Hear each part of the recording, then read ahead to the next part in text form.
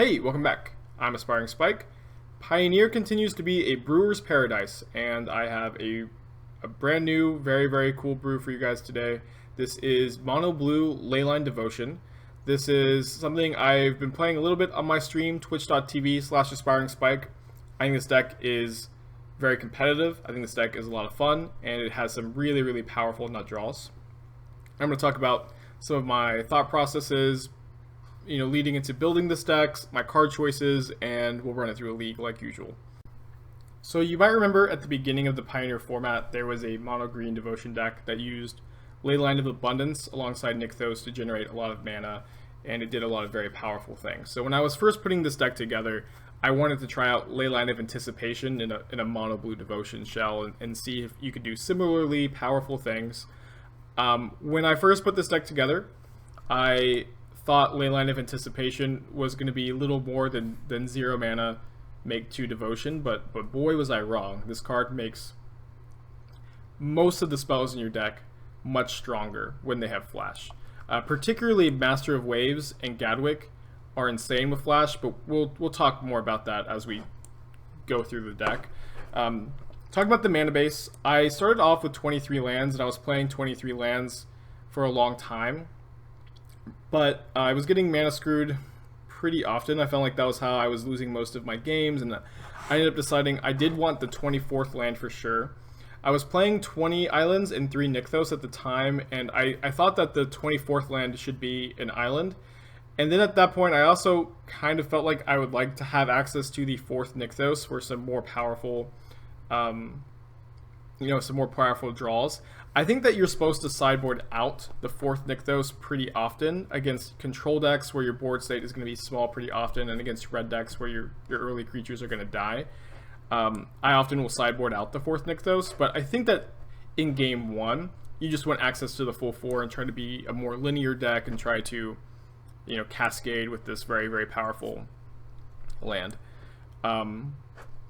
You really do want to see Leyline of Anticipation in basically all of your opening hands. You're not mulliganing for it, but all of your most powerful starts involve this card.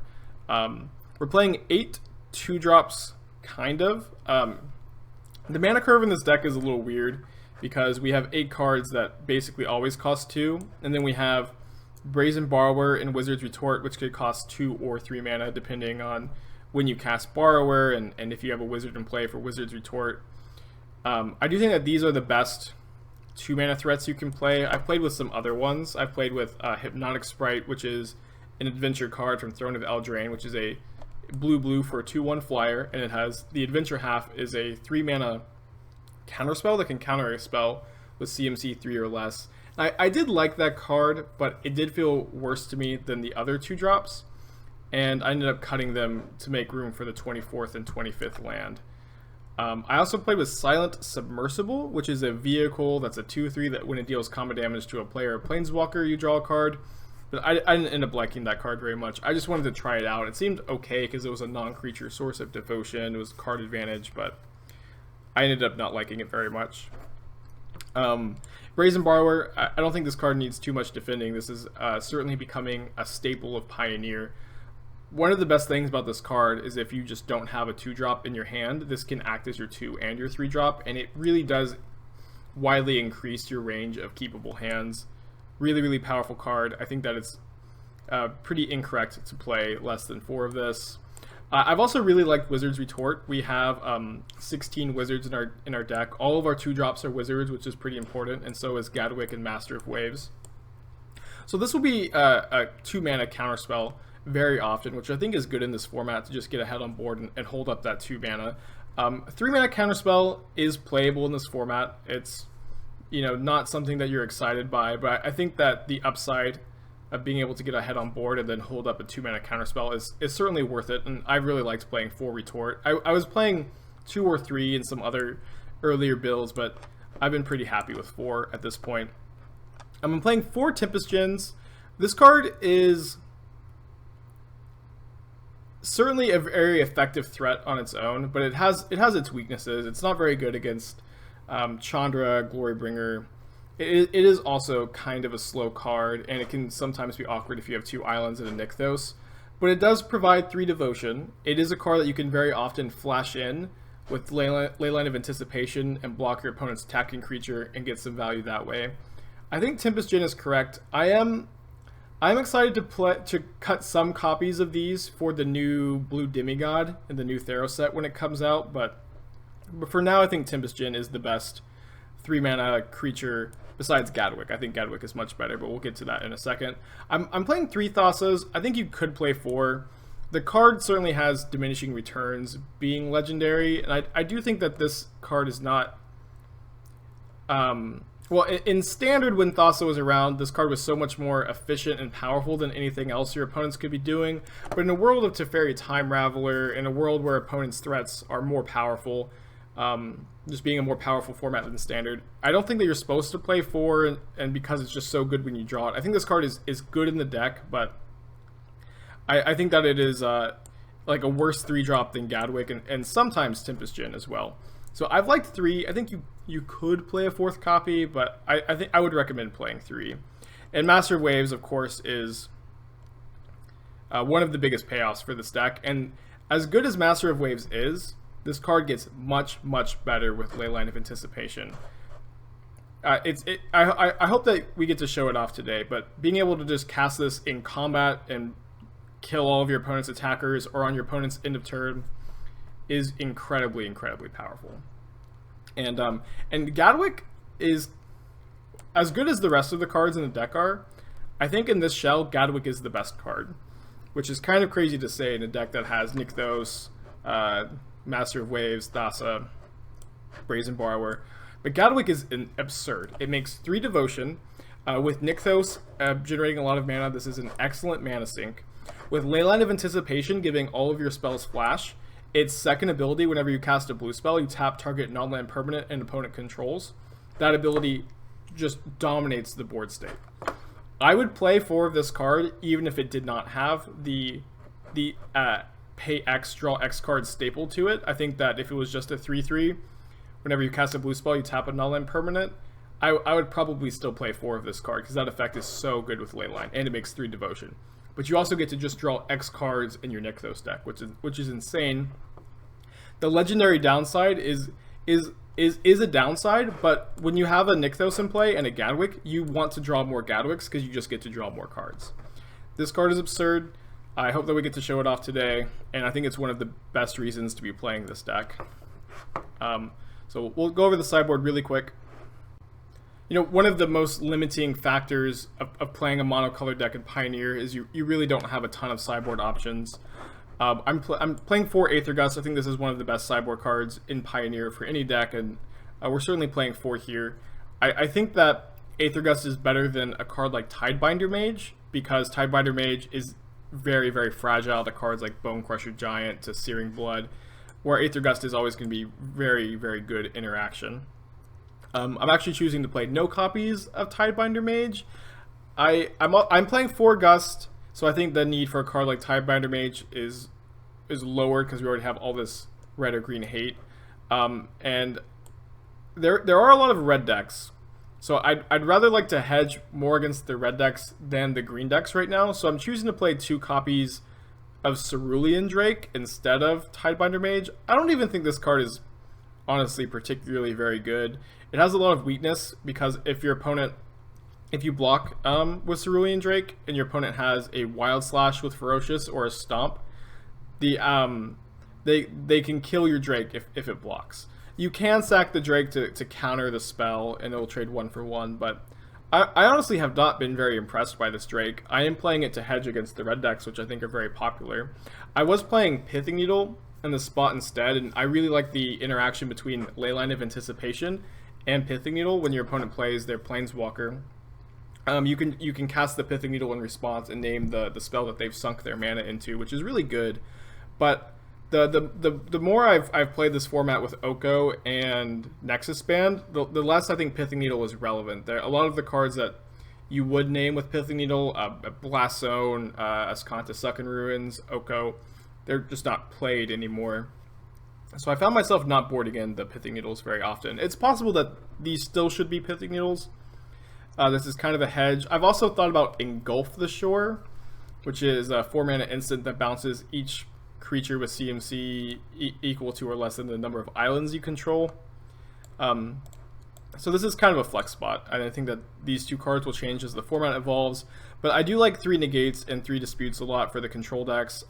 Against the control decks, I found success boarding in all these counter spells and only deploying 1 threat at a time, so you don't get blown out by Supreme Verdicts. I think that you could bring in Summary Dismissal against the blue-white decks, but I currently haven't been doing it. But I do like this card a lot against the mono-green Eldrazi ramp decks. This card being able to stop World Breaker triggers, Ulamog triggers, Emrakul triggers. Very, very important. I think that you want 3, so that sideboard plan is pretty consistent. And the Eldrazi deck is very popular right now. So that's the deck. Again, I think that these could be Pithing Needles or Engulf the Shores, or maybe even like Tidebinder Mages, the 4th Summary Dismissal, the 4th Negate. I think we'll figure that out as time goes on, but I've had a lot of success with this deck. I think this deck is very good, and let's go ahead and run it through a league. Okay, so we are on the play for round 1. I'm going to keep this hand.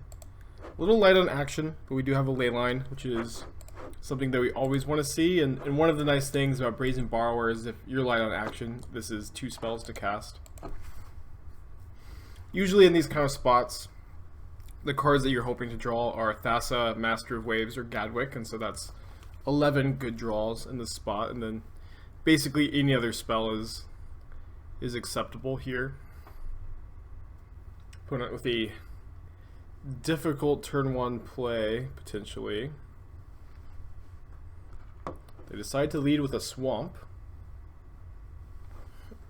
and a Thoughtseize. Thoughtseize is good against this hand. I imagine Brazen Borrower is going to go.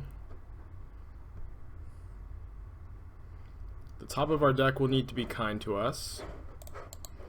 That is a spell. It is 2 Devotion.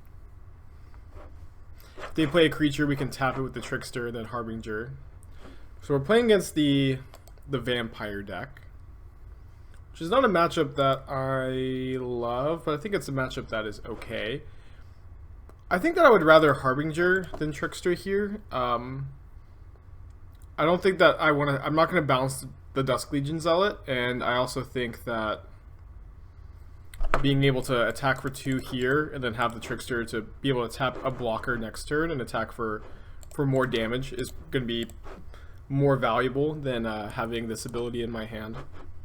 There is certainly something to be said for the fact that our opponent knows about the Trickster, but they didn't know about the Harbinger, but I think that's still okay. And we drew a Thassa, which is good. Not only is this a 3-mana 5/5 indestructible flash, this is also something that's going to scry every turn of the game and give us the ability to draw spells. Thassa is really, really good against the black decks.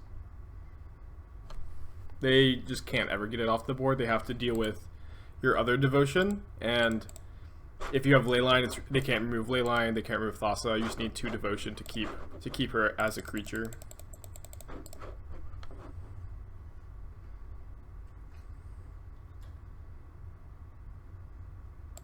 So yeah, they Fatal Push the Harbinger, but we still have Trickster. And there's a Gadwick. I'll go ahead and keep that on top, of course, and then why don't we go ahead and main phase Gadwick, draw a card, and attack for 5. Second Trickster is not bad at all. With Gadwick in play, Trickster lets you tap 2 permanents, which is pretty good.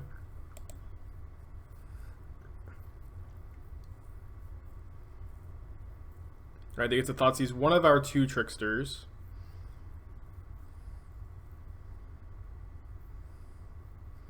They're down to 12 life.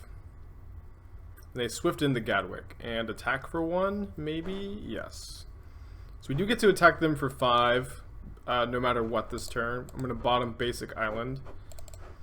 I'm going to leave the Trickster in my hand, or the island in my hand, just to incentivize my opponent to cast a discard spell if they have one. I don't think that they would take the time to do so,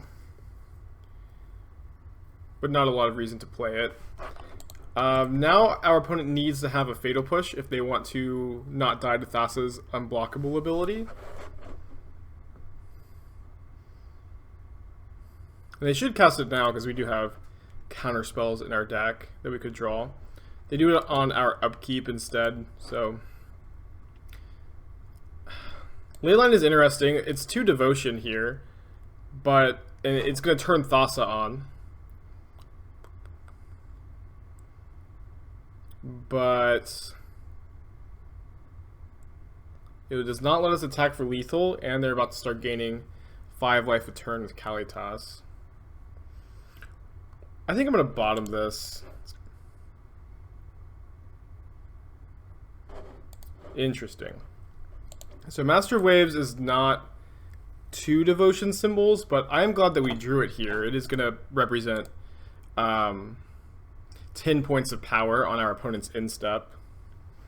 Hope they don't have another removal spell, I suppose. Little known fact about Kalitas is Kalitas can actually sacrifice a vampire. It's not only zombies that it can sacrifice. So it can sack the Zealot if he wants to gain life. And I expect that we'll see the Zealot get sacrificed.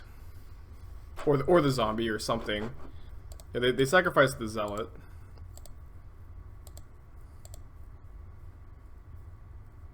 They have 1 card in their hand. Are they going to cast Murderous Rider? They are.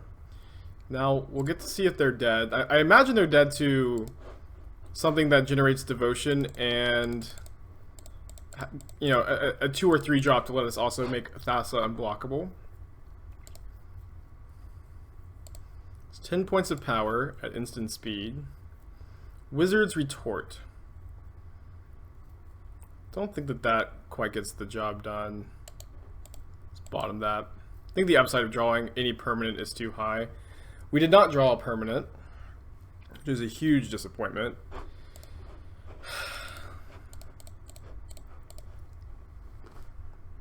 So close.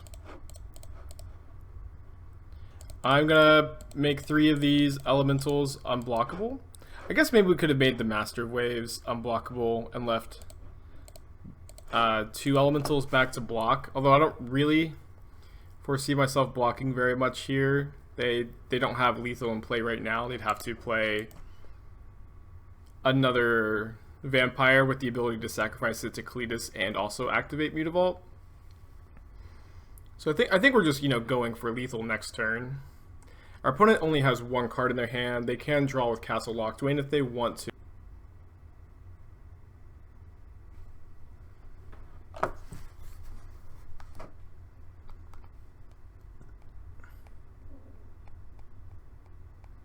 I have found the mono-black matchups to not be very favorable for the mono-blue decks. We got a lot of cheap spot removal, and especially the mono-black aggro decks, they have like a lot of 1 mana 2/2s, or 2 power creatures, and you have a lot of 2 mana 2 power creatures that don't block very effectively.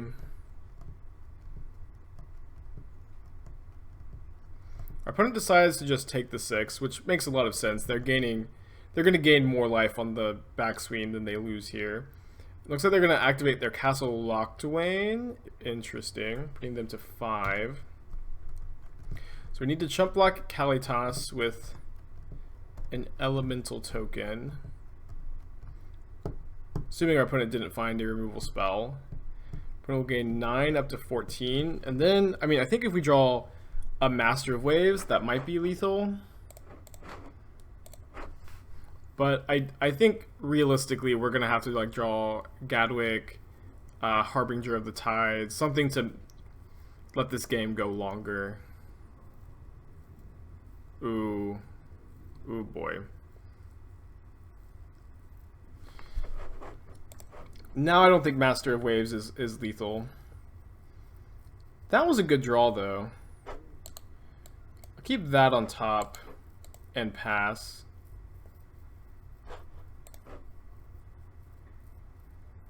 Passing because I would like to potentially get to block something with Thassa, eat one of these creatures.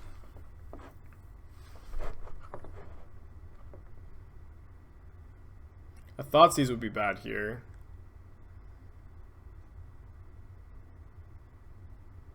Seems like they have one. By the way, they tapped that swamp and then untapped it. They might be thinking that any spell we could play, we could just play in response, so there's no reason to cast the Thoughtseize, but it's like basically only good against this card, because this requires our opponent to attack before it is relevant, because it can only bounce a attacking creature. So I think our opponent is debating on the merits of casting a Thoughtseize right now. And like against the Tempest Djinn, I think that they should cast it, just because it's going to give them perfect information with how they should attack. And now we got very punished for not casting the tide, Harbinger of the Tides earlier. We still need to cast it here to turn Thassa on. And I don't think that we're immediately dead, but we certainly are in bad shape. Okay, they have a Swift End anyways, so we'll be going to game 2. Tough game. Thassa's Scry was not very kind to us. Maybe we could have kept the leyline and then just have Thassa online forever. It's possible that that was the correct play, although the upside of bottoming the leyline was pretty high. So like I talked about in the deck tech, in mono blue you have a limited amount of cards available to you in your sideboard pool. I think this is a matchup where I would like some number of Pithing Needles, and like I talked about how I think the Cerulean Drakes could still just be Pithing Needles, but overall I think the Drakes have been a little more relevant for like this week of the Pioneer format. But it also does mean I don't think that we have any sideboard cards for this matchup. We could bring in like a negate or two. I don't hate that. I do think that this is a matchup where we don't want the full 4 Nykthoses because our opponent has so much cheap spot removal. Again, I said this in the deck tech, but I think that against decks with lots of removal, you want to trim the 4th Nykthos, usually. So I think we, at least the first... Oh, what's going on? I think my cursor got stuck in my mouse. We'll play at least the first negate. And this is a card that really is just going to be countering like Swift Ends, Fatal Pushes. But that seems okay. Not a very crazy sideboard plan, but we will take it to round 2 anyways. Right, on the play for round 2. I'm gonna keep this hand. This hand's really, really good. You basically want to see Leyline of Anticipation in your opening hand every game. A little bit worse against the Thoughtseize deck, where they can have perfect information about like what blockers you could be flashing in. But certainly a keep.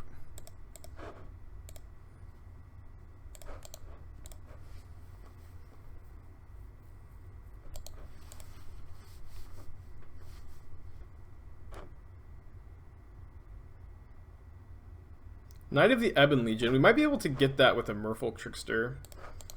That's one like really hard thing that your opponents have to figure out when playing against this deck is, do you just attack into open mana when there's a Leyline of Anticipation?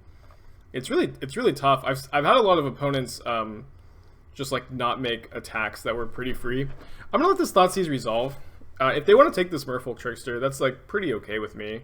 We can Petty Theft the Knight with Brazen Borrower if we want to. And I would really like to keep my Gadwick or my Tempest Djinn in my hand. Ideally both. So they took the Gadwick, which was not super unsurprising. And they're attacking, which this means they have a Fatal Push, but I'm okay just making them use it.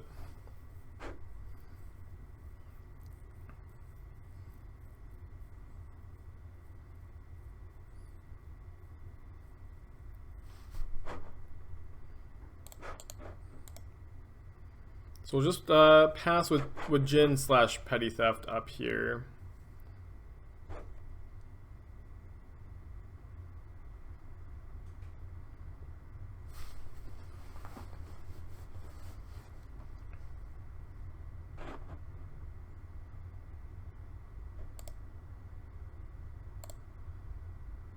Not gonna flash in the Tempest Djinn to block when they have the pump ability available.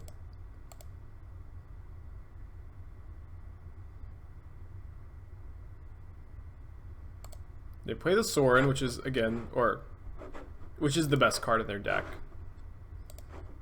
This is the card that they're really paid off for playing a vampire mid-range deck. Don't love drawing an island here. I'm a little worried if our opponent can kill our Tempest Gen, we might be in some trouble. I think I'm gonna avoid petty thefting the Knight of the Ebon Legion this turn, if I can't help it, just because that will trigger Revolt for potentially a second Fatal Push. They're not activating the Sorin on the Knight pre-combat, which means they're probably thinking about petty theft.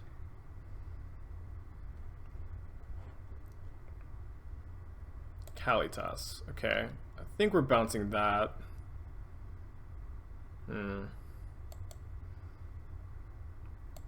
It's close. I mean, this is just so much more mana intensive.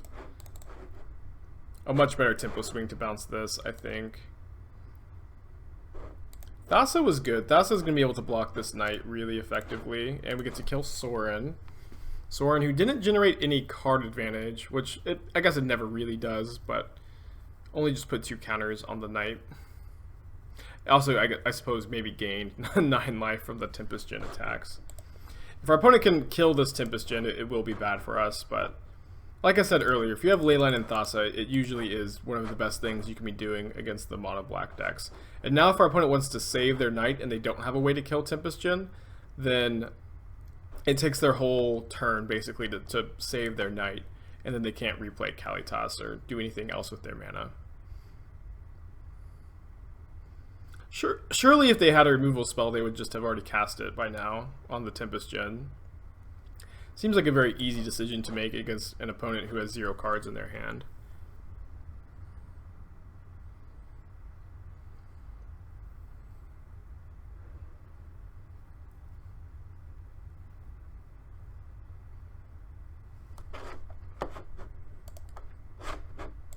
So it looks like they don't, and now they have they decide not to spend the turn saving their Knight, replay Kalitas, which is a play I respect. Merfolk Trickster is a card I like enough to keep here. What I like about this, what I like about keeping a Trickster is if our opponent uses a removal spell on their turn, then we can Trickster the Kalitas, and then they won't be able to get their zombie. I actually think I'm going to Trickster the Kalitas on my opponent's upkeep here. That way they're not going to gain the 3 life if they attack with it. They can't like top deck a removal spell.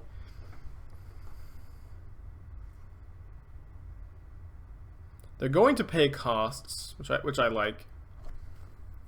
I like that they're just casting something right now. Yeah, they should be dead now to Thassa's unblockable ability. They're even just dead in the air to Brazen Borrower plus Tempest Gen. No colorless interaction. I guess there is actually spatial contortion in this format, but that's not going to be quite good enough to save our opponent here.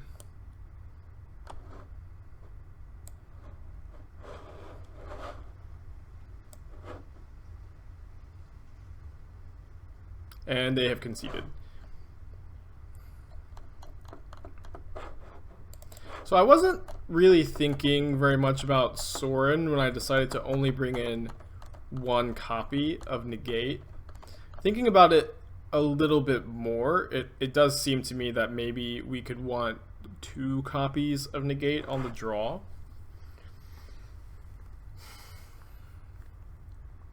I'm not sure what we would want to cut. I honestly don't feel like we have a ton of room to make cuts. I could see cutting like 1 Tempest Gen, 1 Wizard's Retort, maybe 1 of the 2 drops.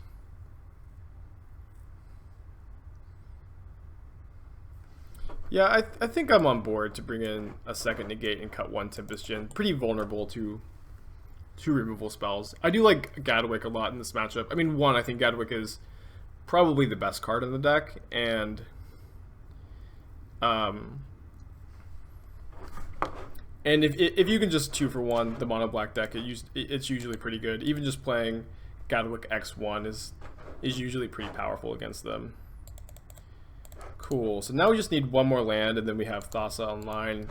We can negate a Sorin. We can maybe bounce a creature that they play next turn. Feeling pretty good about this spot. We do need to draw a land in the next like 2 draw steps, but we have 24 lands in our deck right now because we did trim a Nykthos. We're favored to do so, and even if we miss, we do have a lot of 2-mana spells to buy time.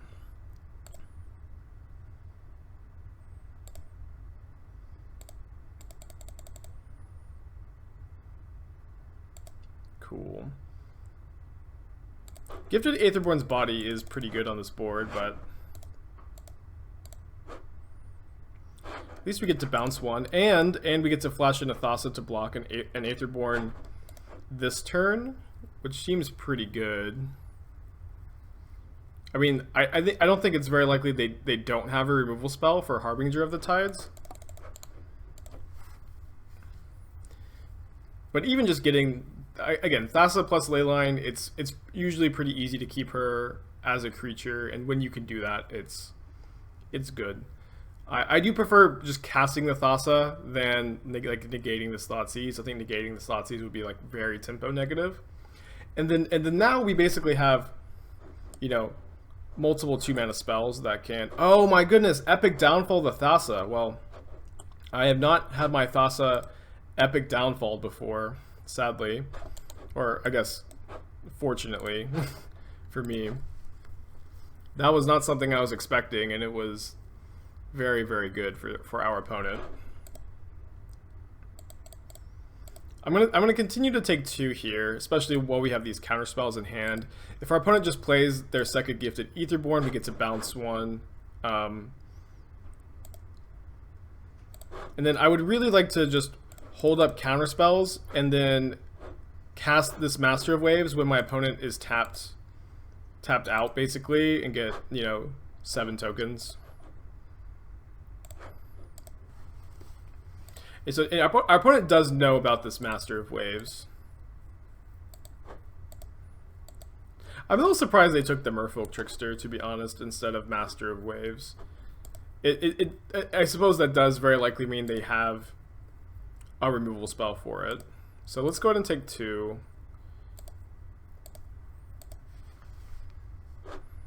If they play another gifted Aetherborn, it's tough. Whether I think we're supposed to counter it, because I think our opponent is just going to hold up a removal spell for the Master of Waves if we don't, and then we get maybe a little too far behind on board if we don't counter there. Nykthos was great. Nykthos makes me regret countering just a little bit, but what this is going to let us do is on our opponent's instep, we can cast Master of Waves with a bunch of mana floating, and then we'll be able to hold up negate in our opponent's instep. Or I guess we're just always holding up negate right now, so we will respond to this by making 7 tokens, and we have a protection spell here. Now our opponent's aggro is halted pretty severely, although with the lifelink it might be difficult to fight through. We'll see if our opponent has a 3rd removal spell. That would be tough. They do. Alright, we need to draw like a Gadwick here. That is like a Gadwick here. Yeah, I'm gonna attack with my Harbinger. I'm not sure if I'm supposed to just trade Gadwick for gifted Aetherborn. I think I'm not supposed to, especially with Nykthos generating mana, the static ability being so good, and a Kalitas being in play. Yeah, opponent just making no attacks into Leyline, which makes some sense. To draw 3 cards, Gadwick is not so. Honestly, our best draw is probably another Gadwick, funny enough. Okay, let's go ahead and cast Petty Theft targeting Kalitas and tap Gifted Aetherborn. We can just start getting in there. Hit our opponent for 5. If they have a Fatal Push, they do get to kill Gadwick. That would have to be the last card we don't know about, though. So we could flash in Leyline and Brazen Borrower with Nykthos and just have 2 more mana with Nykthos. But I actually think Leyline just being 4 mana, tap a permanent is going to be more relevant down the line than getting the extra 2 mana in play. So we'll hold the Leyline. And they decided not to cast their Kalitas again, which is surprising to me. It's possible they F6'd on accident. I think that seems like the most likely thing to me, because if they had a removal spell, I imagine they would want to play their Kalitas first. Let's go ahead and just attack. We have 5, 6, 7, 8, 9 mana here with Nykthos, 11 in play, and then we have 11 points of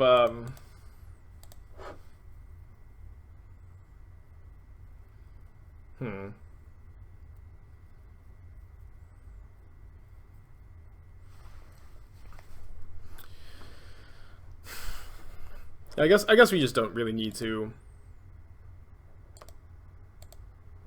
get all that much more devotion into play. We could Nykthos out.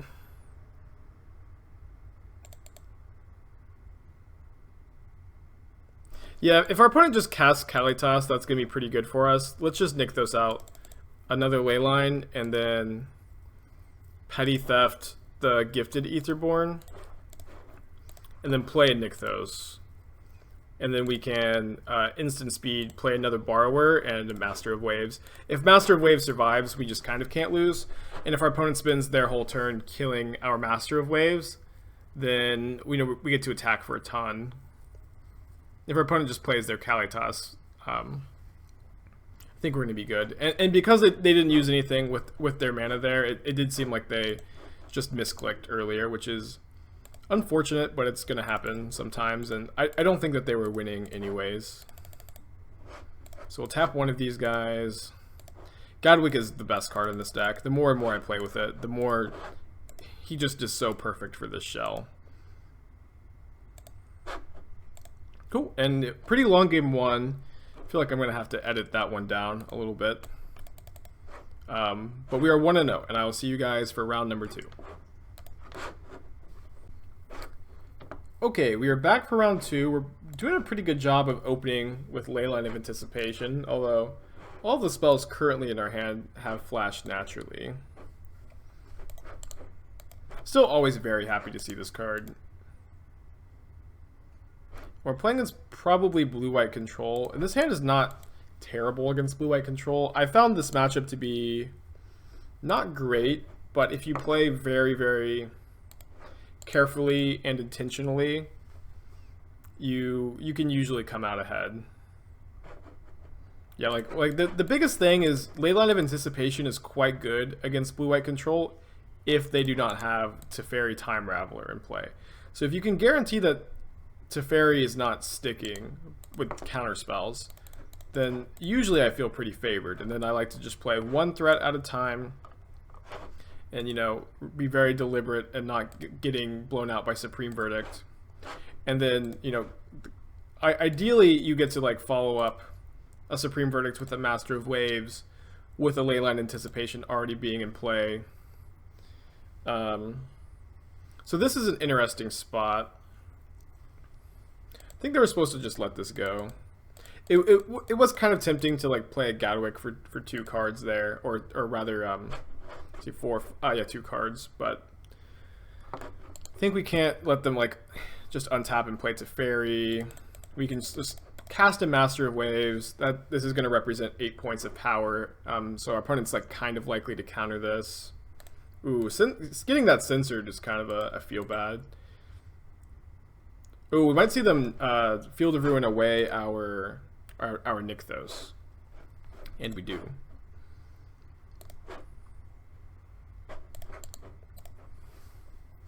It's kind of a weird spot. We could have resolved a Gadwick for 2 there. I think that there maybe was an argument for doing that. But with double Retort in my hand, I think they were supposed to play the slow game. And the Gadwick is only going to get better as time goes on. I would really like to just draw another threat to deploy.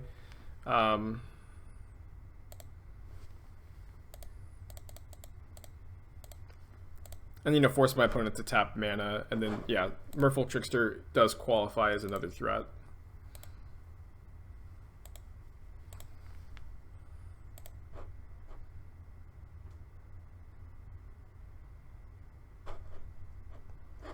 Yeah, gonna counter that Sphinx's Rev for 4. Kind of have our own Sphinx's Rev in our hand. So maybe that they're trying to tap us out and they're gonna slam another Planeswalker here. Looks like that's not the case. I don't mind drawing Tempest Gen. That's gonna be a very, very quick clock, but again, I'm not gonna commit a second threat into a Supreme Verdict, probably. Although, if we do play Tempest Gen in our opponent's Supreme Verdicts, it is a little more likely we can resolve Gadwick, but maybe not at this point in the game when they have so much mana available to like Supreme Verdict plus Absorb.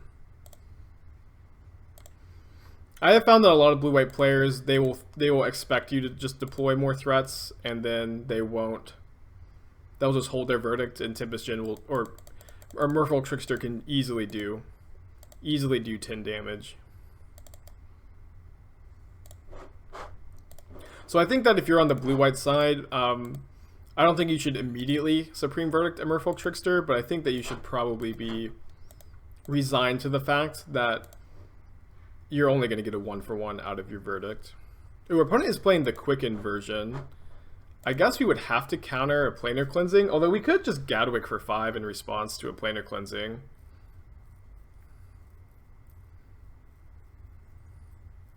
We do lose the Gadwick if we do that. We get to draw 5 cards, yeah, that's got to be worth it.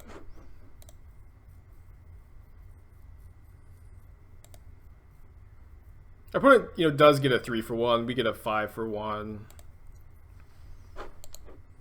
It's an okay trade. And now we can Petty Theft a Teferi of any variety.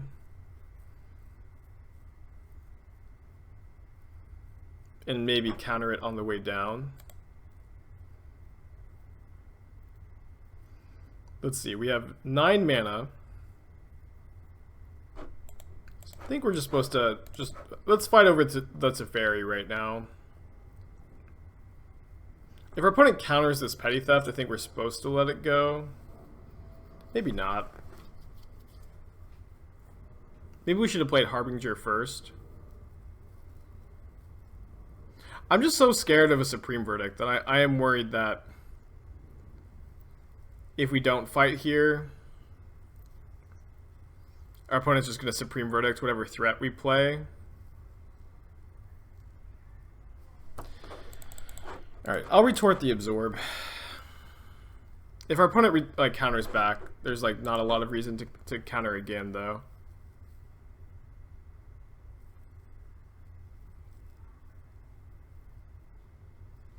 So I suppose we're also playing this.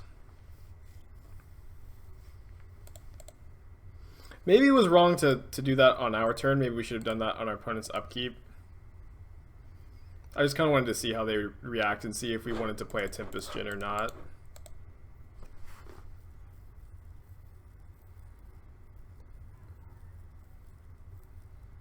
I guess this didn't play around Censor very well either. It did get a creature in play to pressure Teferi's loyalty though. They end up drawing a card in response, and they did not find a counterspell, which is pretty fortunate. And again, I do think it's very likely our opponent has more Wraths. If they have another Teferi, we can flash in Brazen Borrower, and that's going to be 5 points of power to kill it. Yeah, there's a Verdict. We'll go ahead and flash in. Or no, let's actually just cast a Tempest Gen. I think having a flash threat, just having a flash threat as long as possible against the Wrath deck is going to be valuable. Seems like our opponent's light on action. Yeah, another Verdict, and then I think we're going to continue to just like cast Tempest Gen. Oh, never mind, we're casting that. Although we can cast the Tempest Gen first, and then it's free. Because of Nykthos. Oh no, I'm wrong in my thinking there. Alright, still gonna Gadwick though. Now, I will play around Censor. Do I want to cash in Nykthos for one card? Yeah, I guess I will cycle a Nykthos.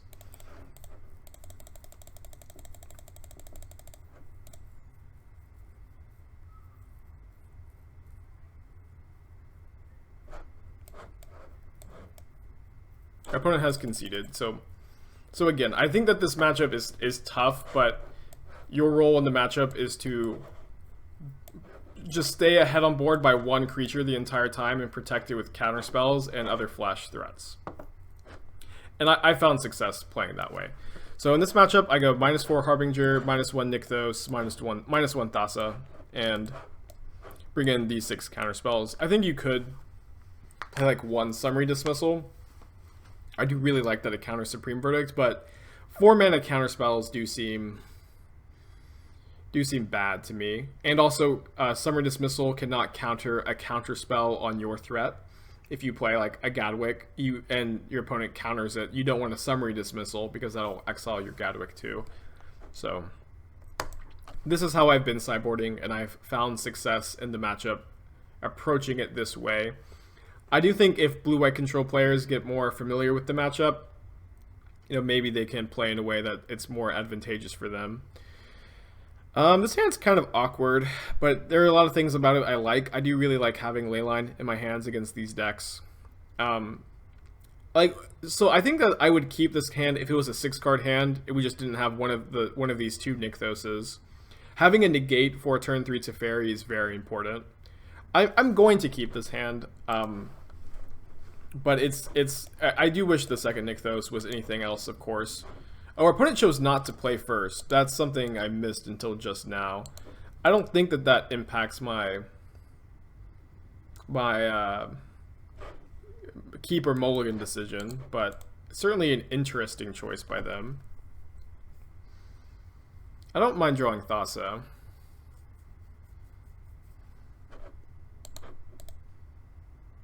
They shock with their Hallowed Fountain. I do like drawing a second Brazen Borrower here. I'm not sure if I'm going to just run out a Thassa, if I'm going to run out a Brazen Borrower end of turn. It certainly seems correct to play one of those 2, assuming we're not countering Teferi here. Have to negate this. If we flash in Brazen Borrower and they bounce it, we're kind of still at square one. Okay, I like drawing Gadwick here. This is going to make me, I think, more likely to play Brazen Borrower, because then we can maybe play a decently sized Gadwick by even maybe catching in the second Nykthos. Probably not. I guess we can attack Narset with Brazen Borrower if they attack it, or if they minus the Narset. Sorry. They put an Azurius Charm in their hand. We'll cast a Brazen Borrower. Another Brazen Borrower. So we'll attack Narset. Now, so we can Nykthos to make 4 mana, play another Nykthos, go up to 6 mana, Gadwick for 3 cards. That seems okay to me. Our opponent's very likely to Supreme Verdict, but we get to draw 3 cards. Then we have a pretty good hand after that. Let's do it. It's not insane or anything, but our hand is just a little awkward right now. This should smooth things out. I do like those draws. I wish one of these were an island though. Yeah, our opponent should Supreme Verdict this turn. Oh. Azurius Charming is very much a death sentence for them. I guess they don't always have the Verdict, huh? I mean, they could still have it. They could just, I mean, if they have a Verdict here, we can just float 7 mana and then play another Gadwick and a Master of Waves, and that's lethal. So they would need a counterspell too. And we have counterspells for days if they don't have exactly Supreme Verdict. They do have it, so let's go ahead and float 7 mana. Let Supreme Verdict resolve. Yeah, our opponent only has 1 mana up. I guess Brazen Borrower plus Master of Waves is also lethal, so let's not just spew the Gadwick just in case our opponent can come back from this somehow, but I don't think that they can, especially now that we've untapped with multiple counterspells. So that was a very fast match against blue-white control. Usually it goes much longer than that. But we did get there. We're 2-0. See you guys for round number 3. So we're going to keep this hand. We are on the draw. Match number 3. Our opponent's mulligan to 6. We don't have a leyline, sadly, which is something we would like to see in every opening hand, but you can't always have it. Simple of Mystery probably means Twiddle Storm, and we really need our Wizard's Retorts to compete game 1. This is a kind of weird matchup. I think it's a very close matchup too. It's not one I really enjoy playing against because they are very often able to overwhelm just a single counterspell. And our clock is also not very quick.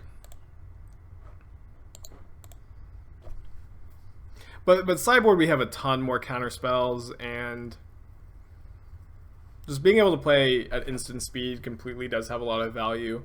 I do like Summary Dismissal in this matchup because if they are on the double cast plan, which most of these decks are on the double cast plan, Summary Dismissal counters the double cast spell and the original copy.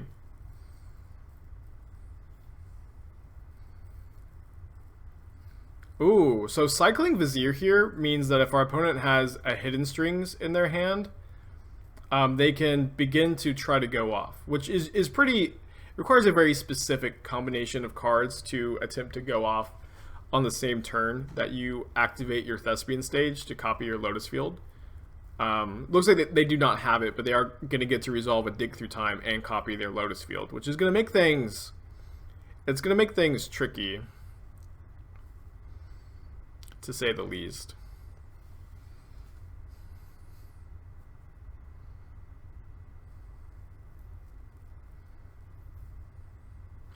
This Wizard's Retort will likely buy us a turn.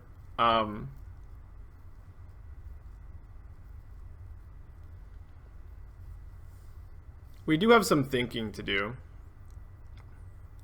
So one thing to think about is usually the only counterspell that these Twiddle Storm decks play are Mystic Dispute. So if our opponent can't actually beat the Wizard's Retort stops their combo. We can counter their Omniscience or their Enter the Infinite or their Jace Wielder of Mysteries, and they'll or it would have to be the Into the Infinite, or the Omniscience, but countering that does usually stop them. But the deck can generate a lot of mana, and they can Fae of Wishes for a Mystical Dispute to stop a counterspell. We can play Nykthos, and we can pay for a Mystical Dispute if we want to. Our other option is to play a basic island and bump up the Tempest-Djinn and play a Harbinger of the Tides at a main phase, and then hold up a 2-mana Wizard's Retort with the intention to counter like a Pour Over the Pages or something like that, which I think is going to be the play. I think that it's possible our opponent can tutor up like a Thought Erasure and then go off. I think that's actually kind of likely. And then this also will let us Nykthos next turn and Gadwick for 4 and look for another Wizard's Retort. So I'm going to play just a Harbinger, attack for 6.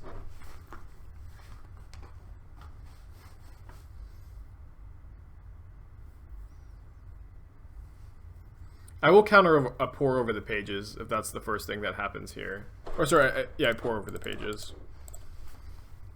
This card is absurd. You know, it generates it generates mana, and it also digs so hard. So certainly worth countering in my opinion. And now we'll Gadwick and try to find another Wizard's Retort. 4 looks. We miss. Petty Theft is almost interaction in this matchup. I mean, it is. We can bounce a Omniscience in response to Enter the Infinite, or anything really. But I've never tried to interact with the Twiddle Storm deck in that way, and so I don't know if it's going to be good enough. Looks like a one counterspell might not have been good enough anyways. I'm actually gonna F6 here. We'll turn off the F6 once they get up to Omniscience mana.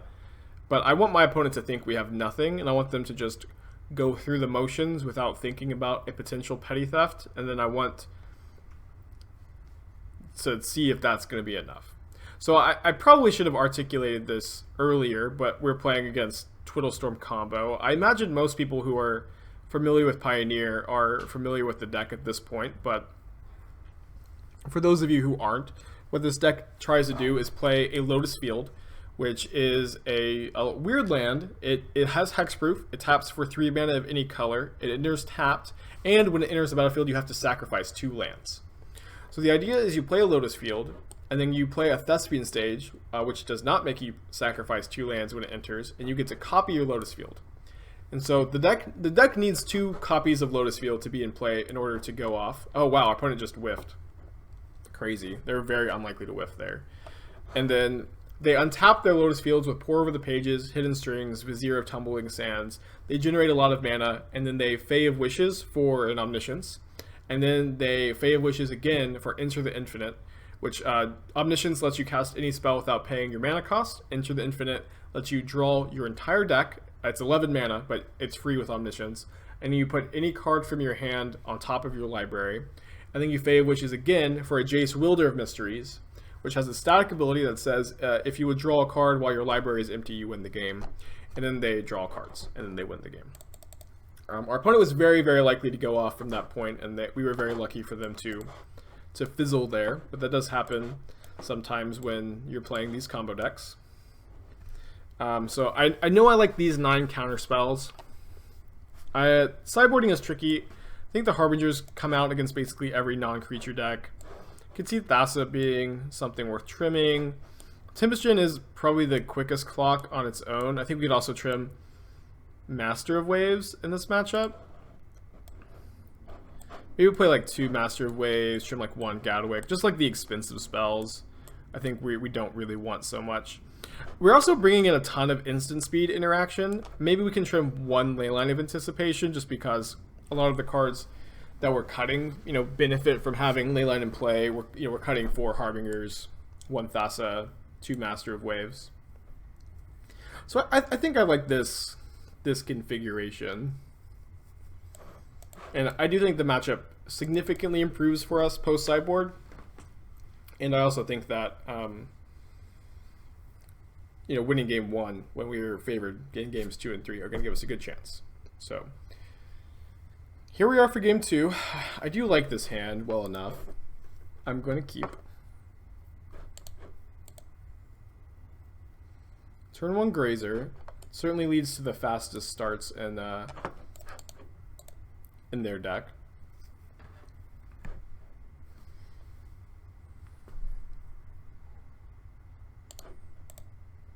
Opponent might have a Growth Spiral here. I don't think I'm going to Mystical Dispute a Growth Spiral.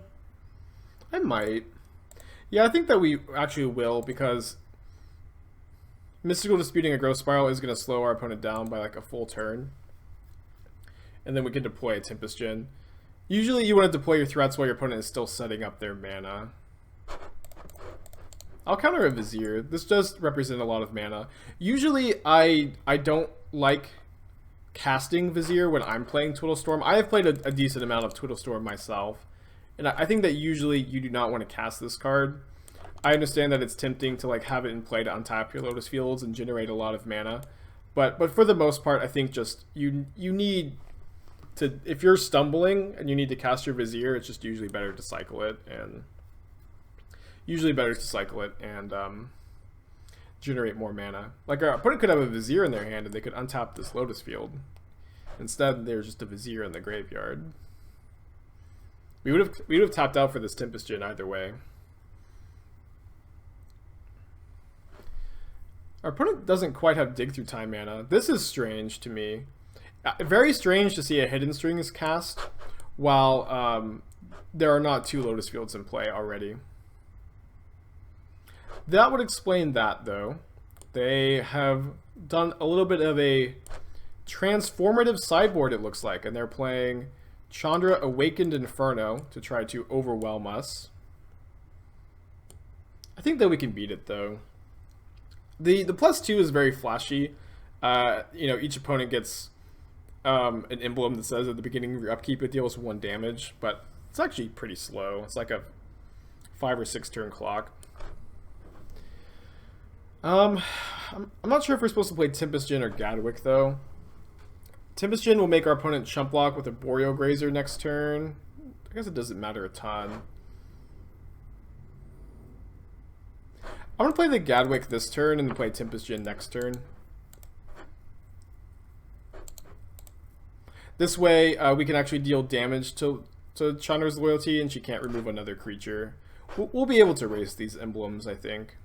We can also summary dismissal the emblem abilities if it comes down to that.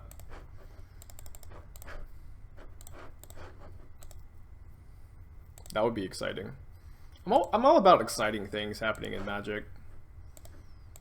We do have a wizard in play in Gadwick, so we have a hard counter available. We'll dispute something if we can target that instead, though. There's a lot of value in just holding your hard counter as long as possible. We've got a very quick clock here as well.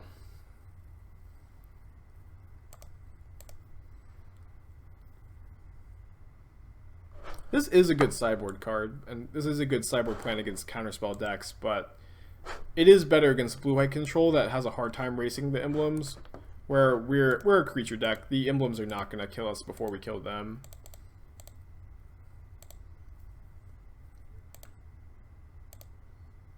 I would love to summary dismissal like lethal emblems though. That would be that would be so cool.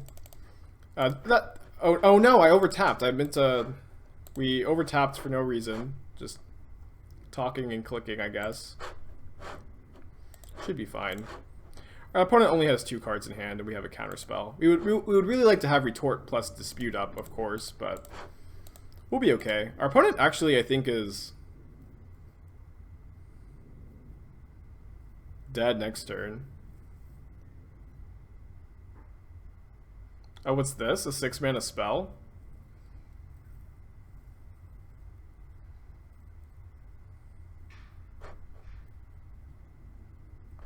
Explosion our Gadwick. Well, I'll dispute that.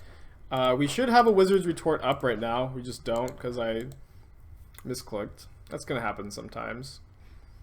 Misclicking your lands like that doesn't really happen on Arena, but there are you know, things about Arena that are easier to misclick than Magic Online. A little bit of give, a little bit of take.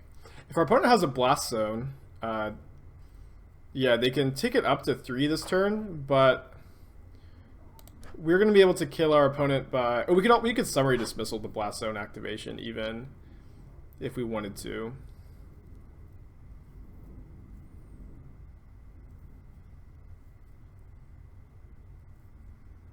Huh. So I guess we can go for a very flashy kill here. Our opponent has no cards in hand, so this is just lethal. So we'll summary dismissal, tap in a Boreal Grazer, and then counter our own summary dismissal and tap their other Boreal Grazer, which is going to let us kill our opponent. Cool. So pretty easily beat the Chandra emblems. An interesting sideboard plan, but didn't quite work out for them.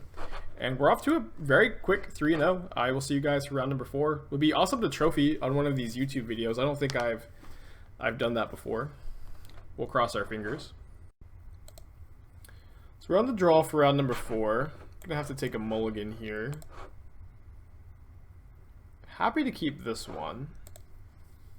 So we're on the draw. I do think that we're pretty likely to hit our 3rd land being on the draw here. We're a 25 land deck. We're gonna put back one of these islands. Even if we miss, we do have, you know, 2 2-mana spells, so we're at least using our mana on turn 3 if we do miss our 3rd land drop. And then we can also draw a Nixos, so then we just wouldn't want that that 3rd island anyways. Ooh, playing against probably the blue-red Ensoul artifact deck. This is a deck that is kind of fallen out of favor with the banning of Smuggler's Copter, but some people still think it's good. It might still be good, I'm not sure.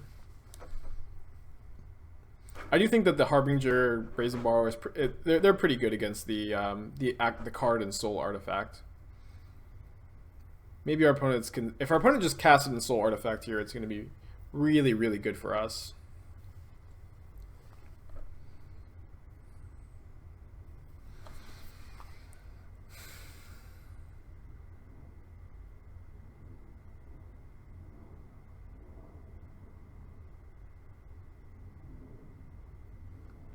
It does seem like that's what they're considering. They end up going with a Ghostfire Blade, play and equip instead.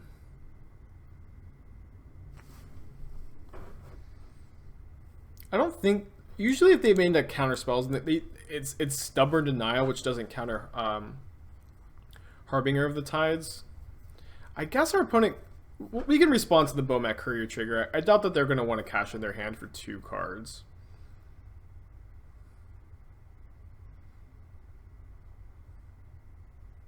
Kind of weird here. Looks like the Ghostfire Blade is in between the 2 exile cards on the Bomat. Strange.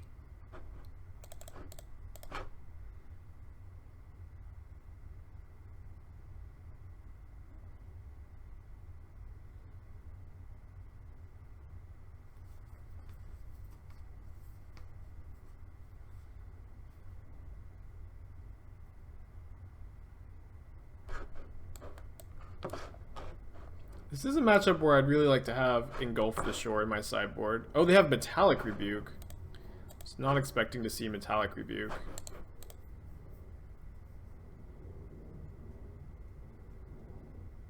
Well, it does put a wrench in our plans. I mean, I think there's an argument for like playing Tempest Djinn to block this, but then our opponent's just gonna get to draw 4 cards. I'm gonna do this on my main phase, so they can't like play spells from their hands and then sack their Bomat and get value that way. Maybe we should have main phased the turn before. I didn't think that these decks usually played Metallic Rebuke. Seems like maybe a newer inclusion to the archetype.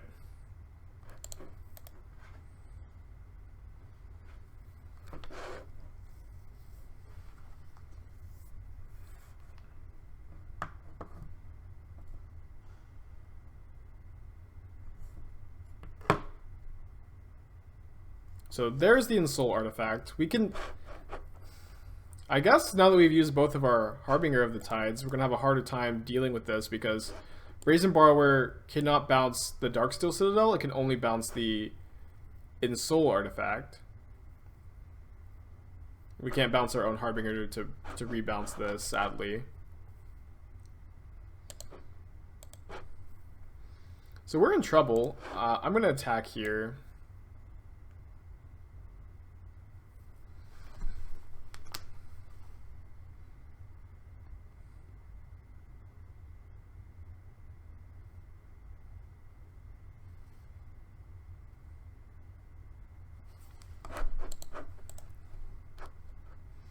Kind of looking at the sideboard a little bit. I think the disputes are going to be pretty good. They've got a lot of blue spells in their deck. Outside of that, I'm not really sure if there's anything we want. I don't think we want Gust or Drakes or anything like that.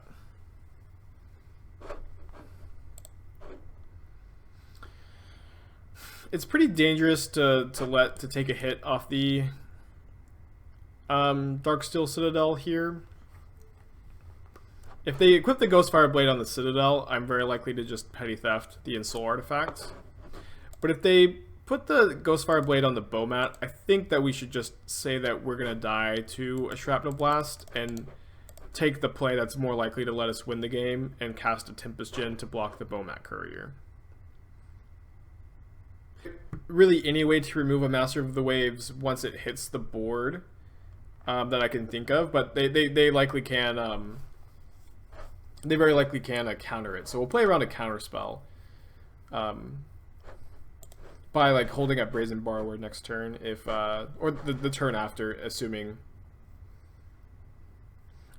we think they can counter the Master of Waves. So my plan was just to play a Gadwick here. It might still be But Nykthos is kind of changing my tune because we could play Brazen Borrower this turn and then play a really big Gadwick the turn after.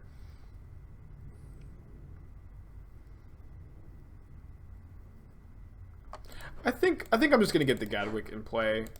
I find myself casting this card for 3 mana pretty often, and it's still like very good, even for just 3 mana.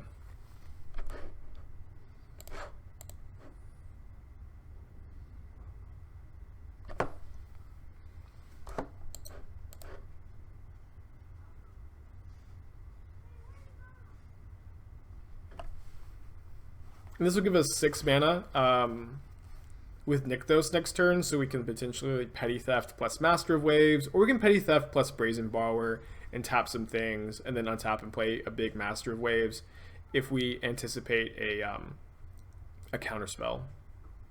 Our opponent has not shown us blue mana yet, though. They've actually shown kind of a pretty slow draw here so far.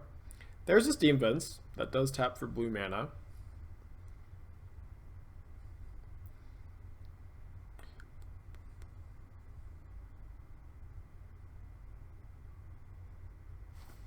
And no attacks. So sadly Gadwick cannot tap lands, but we can just play both halves of Brazen Borrower this turn and then untap and play 2 Master of Waves.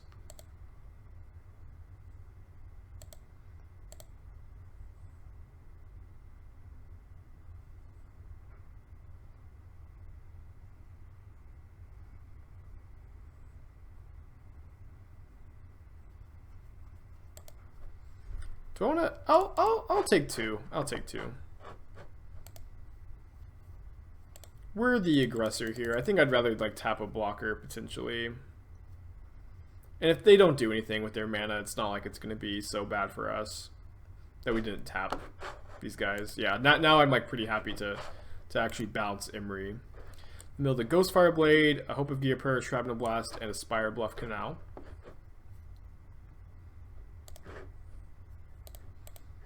So we'll make 5 mana. I'm also going to tap the Imri in case my opponent counters the Petty Theft. I would prefer this to be tapped.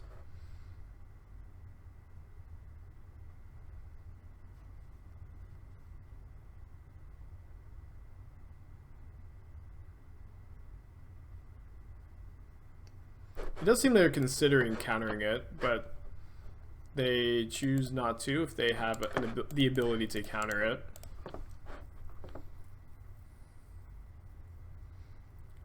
Are they going to let us untap? No, they Wild Slash the Borrower. I think I'd like to cast my spells before I attack. That way, if they have something in combat, we can still just get 2 Master of Waves in play. Like, we lose out on, I guess, the Gadwick tap value, but... Oh no, we can only cast 1 Master of Waves. I mean, the Merfolk Trickster was mana neutral, but we could have just cast 1 Master of Waves and then held Trickster up on their turn. I just was assuming we could. That was a mistake.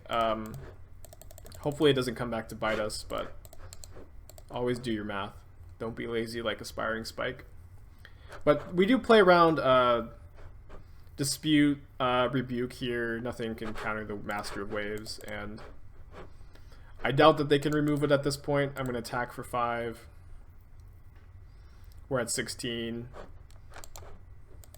Feeling pretty safe here. Yeah.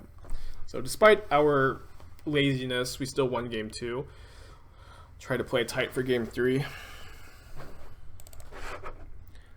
So we saw that they brought in some red burn spells. Cerulean Drake can't target burn on other cards, or if they target other permanents with the burn.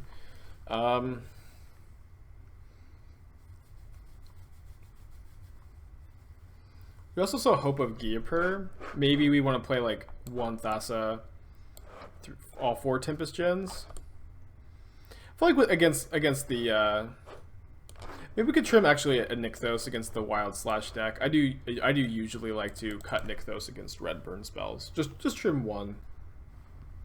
Okay, so we're on the draw for game 3 of our 4th match. Our opponent has mulligan to 6, and we have an excellent hand. So Very, very happy to keep this one.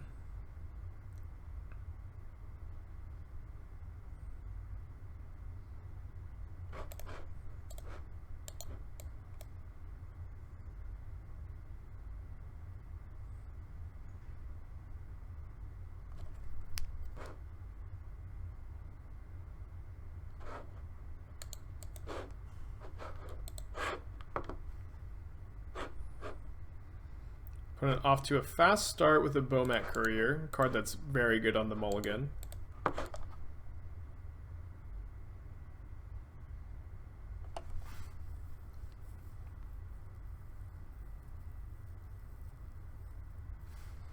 Okay, so next turn we're probably going to play Harbinger of the Tides, probably bouncing Gingerbrute and attempting to block Bomat, but it is unclear. We'll think about it. I suppose it's pretty bad for us if we don't bounce the Bomat and our opponent has a Wild Slash for the Harbinger of Tides.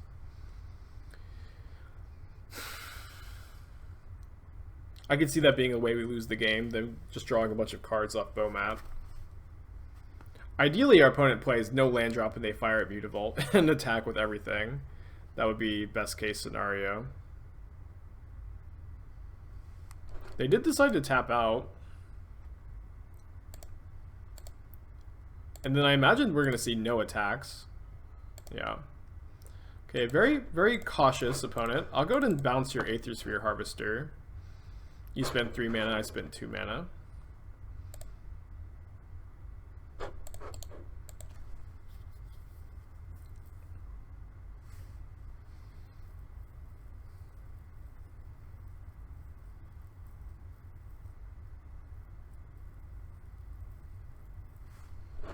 So they're going to attack this turn, it looks like.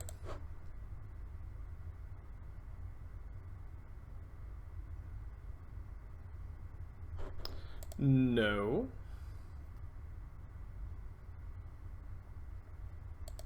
Okay, well, we'll see if they have a Metallic Rebuke on their instep. That could counter Tempest Djinn here. Looks like they do not have one. I do like Wizard's Retort. I think in my opponent's draw step, I'm in for tapping their Bomat with Merfolk Trickster. We want to do it in their draw step, so if they activate their Bomat, they have to discard 2 cards, or discard 3 cards to draw 2. And then if this hit, when/if this hits the battlefield, we'll have Retort/Harbinger up. We might see them crew the Aether Sphere Harvester in response.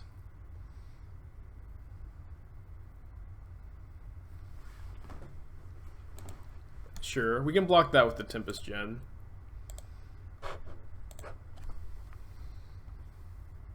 So one of their 2 cards is a Spire of Industry.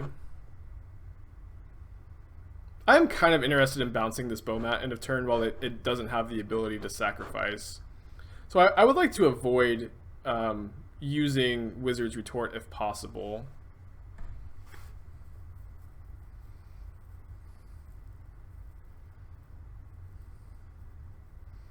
Skilled Animator.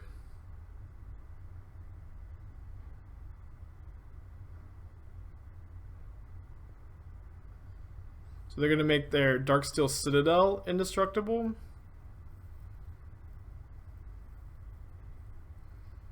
That's probably worth retorting. And if our opponent counters this, we can bounce the Citadel on our turn with Harbinger. The problem with that is our opponent's going to get to draw 3 cards with Bomat.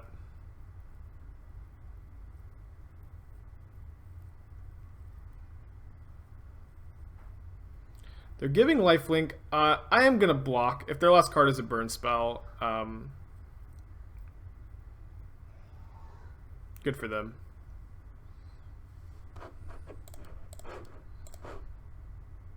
I'd like to draw a spell here.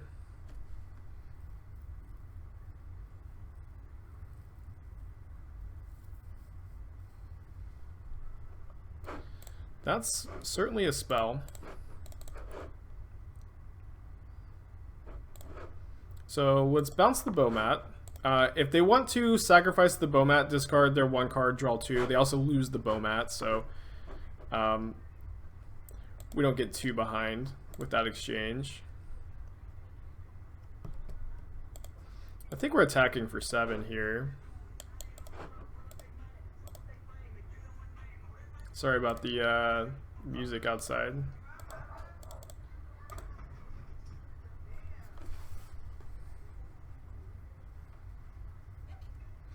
Got my setup right by a window because I enjoy the natural light. I like looking out the window, but it does lead to a lot of noise. Alright, another skilled animator. It's exciting.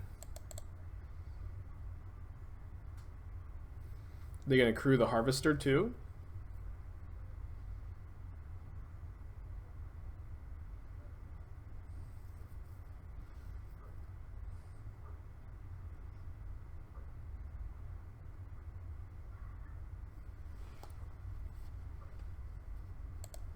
So hopefully we can just kill Harvester with Tempest Djinn here. The Tempest Djinns have 5 power now. They'll get to gain 3 life. Why didn't they accrue with the skilled animator? They could have attacked for 1 more with Gingerbrute. Maybe that means they have something they want to do with their Shiv and Reef mana. Maybe that means they want skilled animator back to block the 2 power creatures. So we take 5. Our opponent loses their Aethersphere Harvester. They do gain 3. Very exciting game. Very exciting game. Would like a draw here. Ooh, Hope of Giapur. Interesting. That is a good draw. Because now we can Brazen Borrower and Merfolk Trickster. So I'm just going to attack with the Tempest Djinns. I think that this was probably going to be a game-winning draw. Huh. Here's a rules question for you. If you Merfolk Trickster Skilled Animator, does Darksteel Citadel stop becoming a creature? I'm gonna Facebook message my judge friend.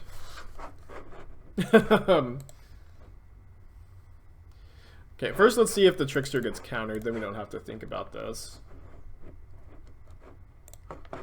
Okay.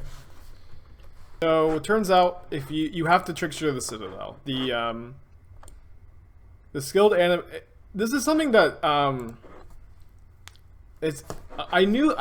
had a feeling it would be this way, but I wanted to confirm because I never really understand why the rules are this way. But it's like the same thing with Oko and Magus of the Moon in Modern, where the conditions of this stopping being an artifact is this not being in play anymore, so it's still an artifact. It's never made sense to me because this is only an artifact contingent on this saying that it's still an artifact. So yeah, I've never really understand why the rules are that way, but they are that way. But it plays a big Stonecoil Serpent.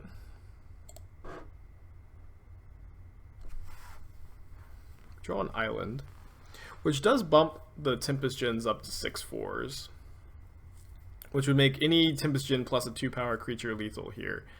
So if we play island and our opponent attack with everything, they'll block a Stonecoil Serpent on a Tempest Djinn, and then they would want to block Hope of Giapur on Brazen Borrower, but then they could not block Skilled Animator and Gingerbrute on a 2/2, because then they would die. They would die to the other Tempest Djinn. So that would mean that they would chump block with Hope of Giapur. That would mean that they lose their Stonecoil. They would lose Stonecoil Serpent, Hope of Giapur for sure, and then if they put Skilled Animator in front of a 2-power creature,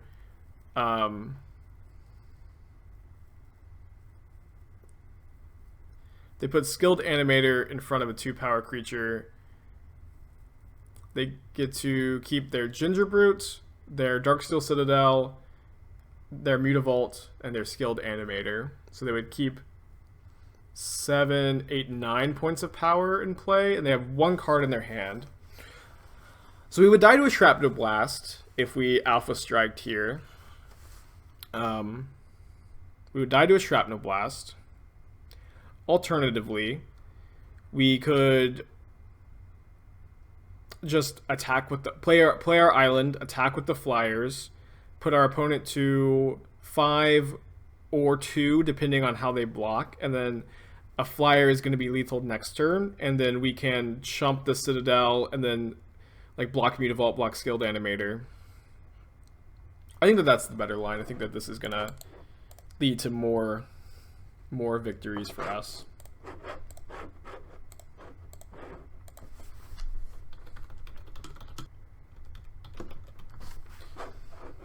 Okay, so attacking with just the flyers.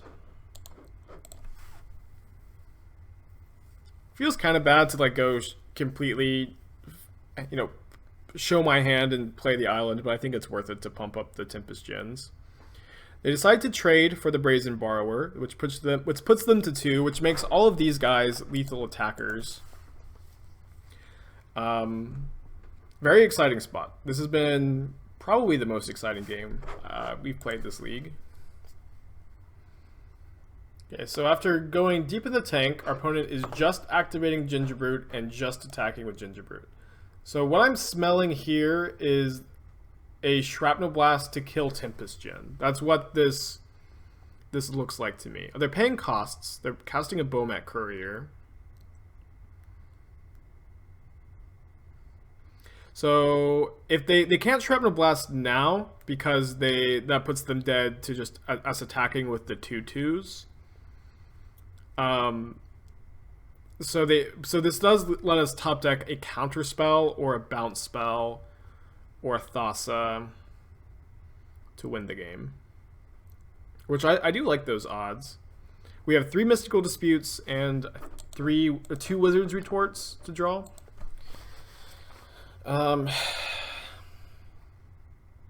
Yeah, their last card has to be Shrapnel Blast. I don't think any other card would make sense from this spot. Oh, they're casting something.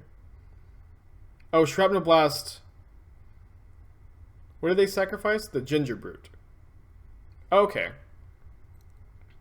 And now we did draw the Mystical Dispute, and they played around it. Wow. That was awesome. We're in a very precarious position, though, where they can't really attack. I guess they have a Mutavault, so they could maybe leave the Mutavault back. Really good game.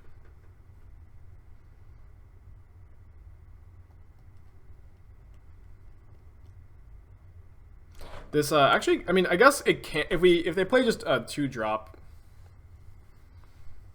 I guess I'm not sure what 2-drop they could play here that Mystical Dispute would actually be able to counter without them paying mana. It would tap them out of Mutavault, maybe Darksteel Citadel. A very close game. Our opponent seems like they've had more decisions to make than we have. I usually like to be on the side of the table that makes more decisions.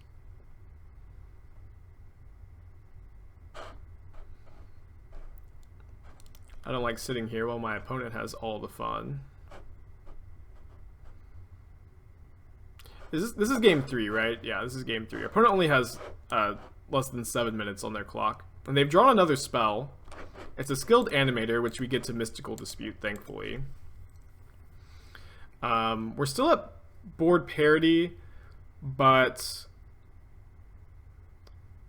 Thassa, Merfolk Trickster, Brazen Borrower, all of these cards are lethal off the top. So I am going to just sit here with my basic island for a few seconds to make me think about, you know, to represent that I have a spell here. Because if I just F6'd immediately, it would have been very obvious that I drew a land. So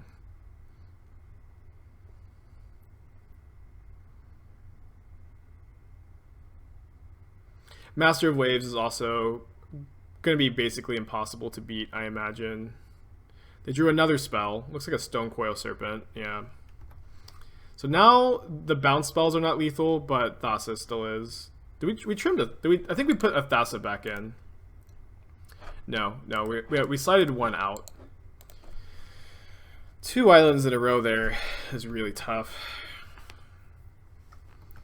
Really tough. Kind of a heartbreaker, to be honest.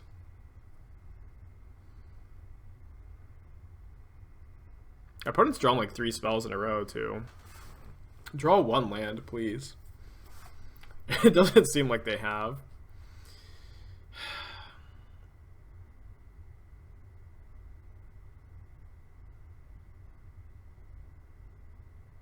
Yep, that is a spell.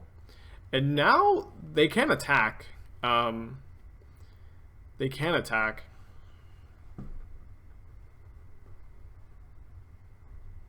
They can attack with 2 creatures to force a chump block, which seems, yeah, correct to me.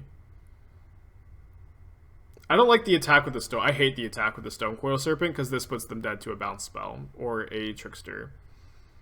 We only have 1 more Trickster in the deck. We only have 3 more Brazen Borrowers. Yes, the Stone Coil Serpent should not be attacking here, and they realize that. Although it looks like they're still considering getting in. Oh. Just the Citadel attack. Just the Citadel attack puts them dead to a bounce spell too, right? No, they can fire up the Mutavault. Well, I'm going to take 5 here.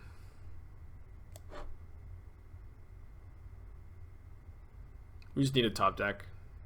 Damn it. This is so tough.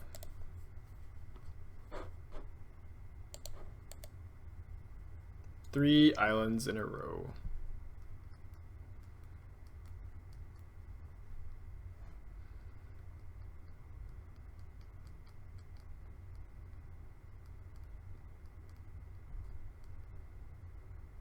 So we have to block both Bomats. Because they didn't fire up the Mutavault, if they don't have anything and we draw a Thassa, it's still lethal.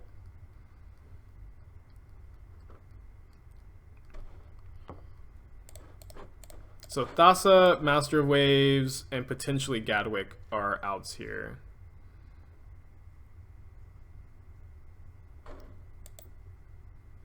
This has been the best game of Magic I've played in a very long time. I don't think that there's any counterspell our opponent could be playing to counter Master of Waves here, so I'm just going to wait to cast it.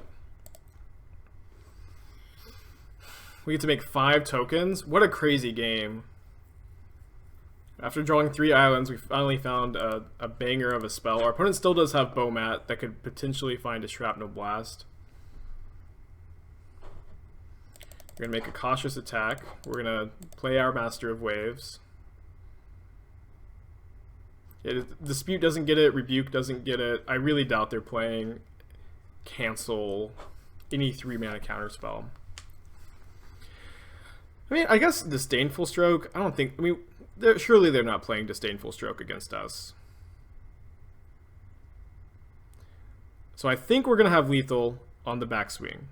It's going to depend if our opponent can find a Shrapnel Blast between their draw step and the Bomat Courier. I don't think that there's any one card our opponent could have to put enough blockers into play because we have 5 attackers. I don't think that there's a card that lets them put 2 blockers into play and also lets them hold up Mutavault. Very, very exciting game. Very, very exciting game. I think they need to sack their Bomat here. They do. Do they find a Shrapnel Blast in the top 2 cards of their library? They've only seen 1, so I imagine that there are 2 or 3 still left in their deck. They play an island. What is their last card? I think if it was a Shrapnel Blast, it would have been cast already. I think we're going to win. I think that if their last card was Shrapnel Blast, we would be dead. We drew another basic island, of course, but I'm going to right-click, attack with all. Hell yes! Oh my gosh. That was one of the best games of Magic I've played in a very long time. I hope that you guys enjoyed that one. I'm probably going to edit... I guess... I guess if I edit it down, you won't see it, but I had to talk to my judge friend about the Merfolk Trickster interaction. But wow, what a great game! I will see you guys for round number 5, and hopefully we can pick up a trophy. That would be very sweet. I don't think I've trophied on one of these YouTube recordings yet. Okay, so we're on the draw for the 5th match of this league. So this is playing for 5-0. This is a weird hand. I'm inclined to keep it. We have a 2-mana spell with Petty Theft. We're very, very likely to hit a land drop in the first 3 draws. We're a 25 land deck. If we hit that 3rd land drop, this hand is quite good. I'm going to keep. You know, the range of keepable hands, as I think I discussed earlier, is something I'm still figuring out. It's not something that is incredibly obvious to me. It's not modern where you're supposed to mulligan very aggressively to your nut draws, and this is a deck that needs a density, a critical mass of powerful spells to win. And so every time you mulligan, you are decreasing your critical mass, and I'm really just not sure exactly what the range of keepable hands is yet, is what I'm rambling and saying over and over again. Censor my Harbinger of the Tides. That's okay. Would love to not see a Teferi Time Raveler. Love to see it. So they did not play Teferi that turn. I think that I would like to just cast a Tempest Gen. I think if our opponent had Teferi, they would have definitely slammed it. And I do kind of like just leading with my best foot forward and then holding up Wizard's Retort, flashing in Brazen Borrower on the end of turn, in future turns to keep the pressure going after a Supreme Verdict. Really wish we had a leyline of Anticipation in play. That card is so super duper powerful. Our opponent pretty wisely just cashes in the Supreme Verdict as a 1-for-1. That's something that I think you should be doing. In blue-white control, maybe not on the first turn available to you, but I like the play. I'm going to play a Gadwick for 1 while we can resolve it and just get more of a clock into play. This is bad if our opponent plays a Teferi or Hero of Dominaria, but we can Petty Theft it and then hold up a Retort. They get to resolve a Dig Through Time, which is not ideal for us, of course.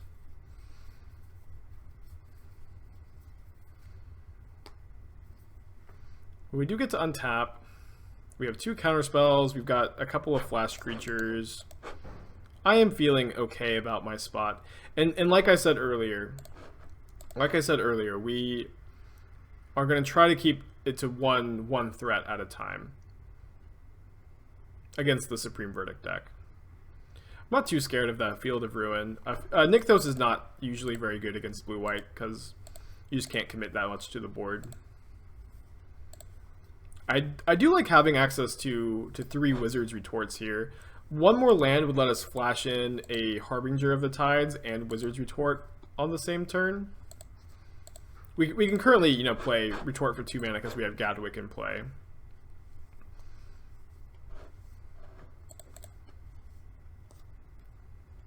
I do think that they're going to use their Field of Ruin here. Plenty of basic islands to get in our deck.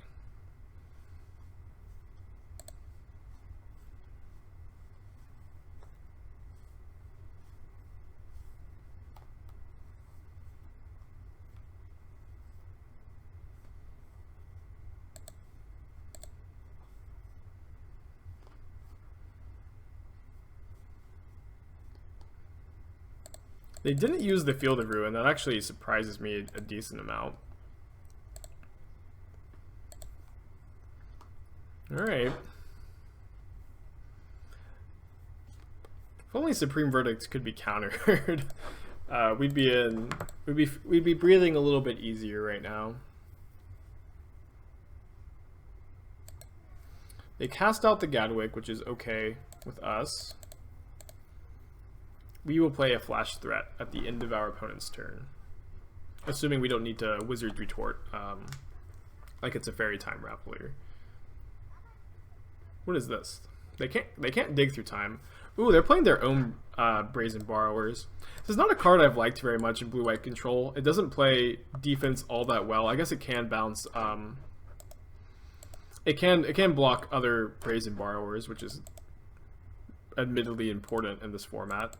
Which is not great in your Supreme Verdict deck either.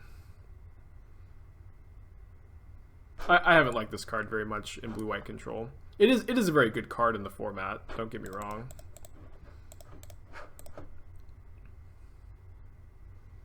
I think this Wizard's Retort is going to get countered back, which is a bummer. But we lost our Wizard, and, you know, these are no longer 2 mana.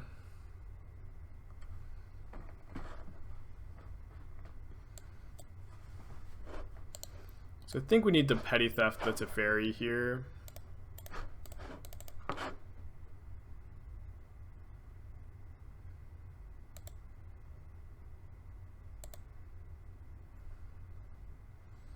Which admittedly does not feel great. These Master of Waves are getting very clogged in our hands. I'm not going to bounce the Brazen Borrower either.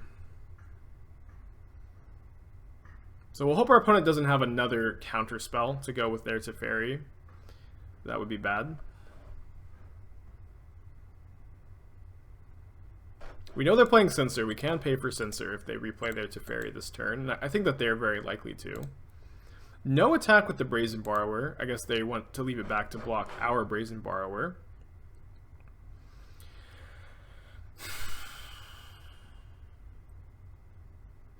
I think that I'm gonna cast this. Oh, what is this? A Dig Through Time? A Sphinx's Rev? A Torrential Gearhulk for a Dig Through Time.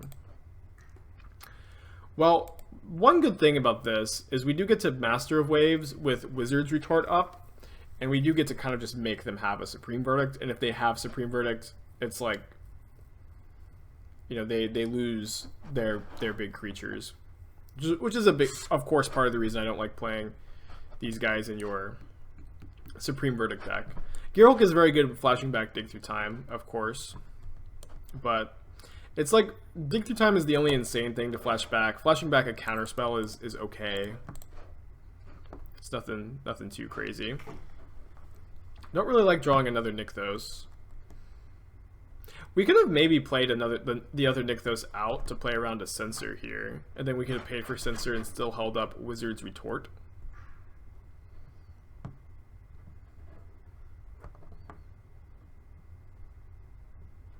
Surely our opponent's not going to Censor this.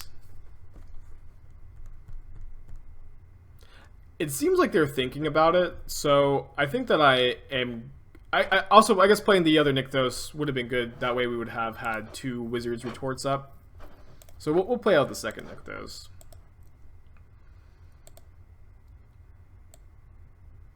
And then I'm not going to attack with Brazen Borrower. I don't see any reason to trade right here.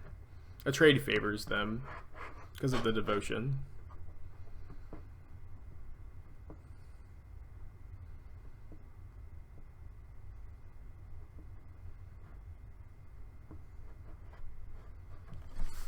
So we know they have a Teferi. A Supreme Verdict would, you know, reset some things here.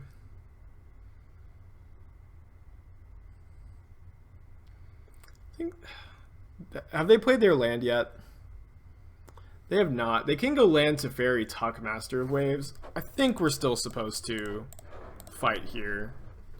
Hopefully our opponent counters back. That would be the best case scenario. Or just cast another cast out. I know I play 3 cast out in my blue-white control decks.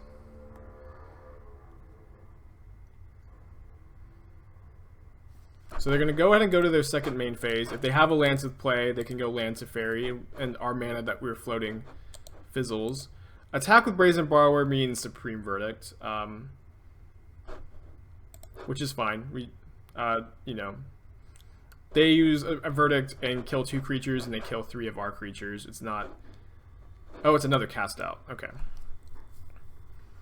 Well, that's not, you know... incredibly ideal, of course, but we do put ourselves in a very similar position to one we were just in. Not a ton has changed. Oh, I guess one thing that's changed is we get to hit for 3 with the Brazen Borrower. We know they have a Teferi and 3 mystery cards in their hand. And I think they're dead to the second Master of Waves pumping the elementals, but I'm not sure yet. Assuming they can, yeah, they don't have a verdict or more. I do kind of think they have a censor, which we can't stop. Can't really do anything about it. Cool. Sad, sad, sad.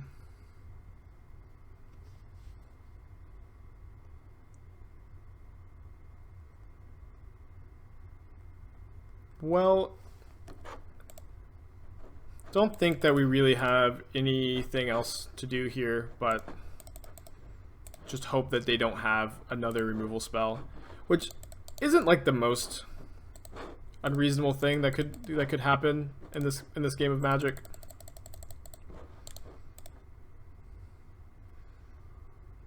Like a lot of their spot removal is cast out. They've already cast 3. I don't think that they're playing 4. I know I usually just play 3.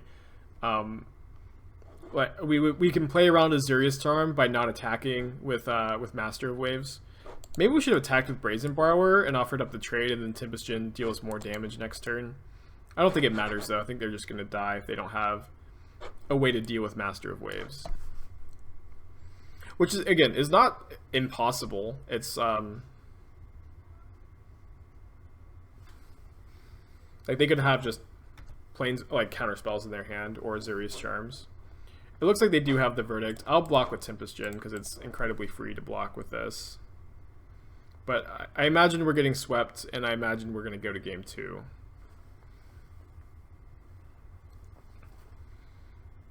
A Field of Ruin the Nykthos to shuffle away the Master of Waves. But I think that was still one more card down. And admittedly wouldn't even be that good of a draw here. But they did have the verdict. And I think we're just gonna lose here.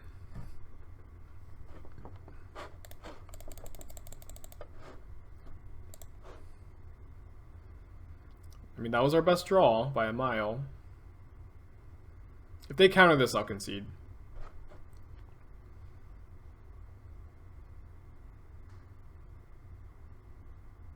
They have a Dig Through Time, so they can find a censor off of that. We're still very behind, even if this Gadwick resolves. We've also, like, the fact that we've used 3 of our Wizard's Retorts already, like, that would be a good card to, like, have here. Makes things even tougher.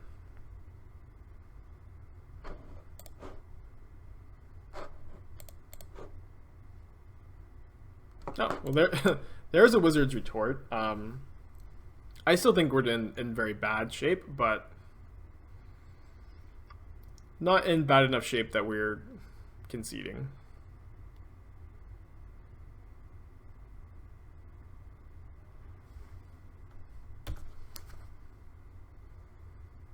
Put a card on top with Opt. That might be the scariest thing that's happened here. Okay, Brazen Borrower would be a decent draw because maybe we could get him with Cast Out. And, you know, get back a Master of Waves. That was not a very good draw. But I will attack Teferi. See what happens. I imagine my opponent has found an answer to this sequence of events. I'm sure that this is one that they foresaw. We'll counter this and tap Teferi to send a message. If they win this fight, we're done with this game. Yeah. Tough stuff. Blue-white turns the corner really well. You have to stay ahead basically the entire game. We've already beaten blue-white once this league. We could have. Our opponent only had 15 minutes on their clock. We could have made them kill us and then tried to play the clock game. That's usually not something I enjoy doing, and it's also I think really boring for a video. We were very dead there. So, starting out 4 Harbingers, 1 Nykthos, 1 Thassa, bringing in the 6 counterspells just like last time, and gonna go to Game 2 against Blue-White Control.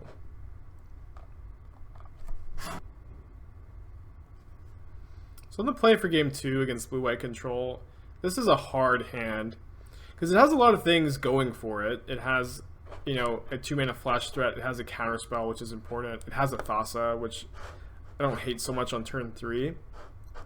Gadwick is even a good card to have, but we have 2 of them, which is awkward in our opener. We only have 2 lands. I think this land is fine if it hits a land in the top. This hand is fine if it hits a land in the top 2. We did side out a Nykthos. I'm gonna go to 6. I'm gonna mulligan. And in this hand looks way better to me. Way better. I do think they were supposed to keep this leyline. I'm actually gonna put the I guess the petty theft matters not that much on the Brazen Borrower, so Tempest Djinn is bigger. So we'll keep that. Gonna hope for no Teferi, of course. Probably just can't beat a Teferi with this hand. Oh, there's a negate. Wonderful. Cycle a cast out or cast opt here. They go with the opt. Nothing we could really negate here on turn 2. So I've seen some people play Search for Azcanta, but I don't think it's good in blue-white right now. Master of Waves is way better in this matchup when you have a leyline going, as we saw earlier this video.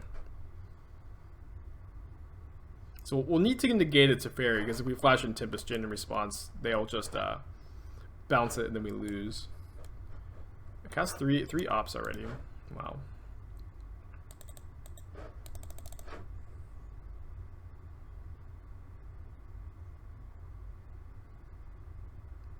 They're going to counter this?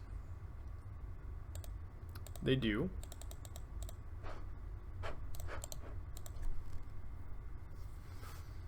Let's say go.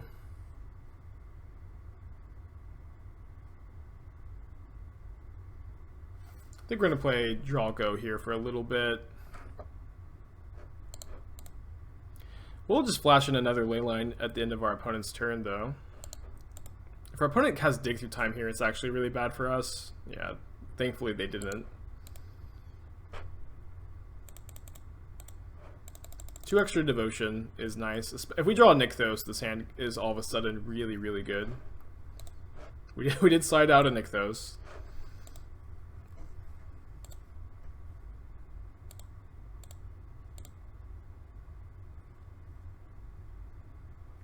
If we draw a Nykthos, we can like flash into Gadwick and then play Master of Waves with negate up, which would be crazy.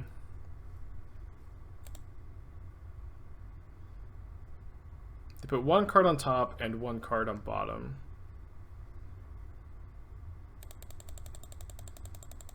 I would like to get to the point where we could play Master of Waves with negate up.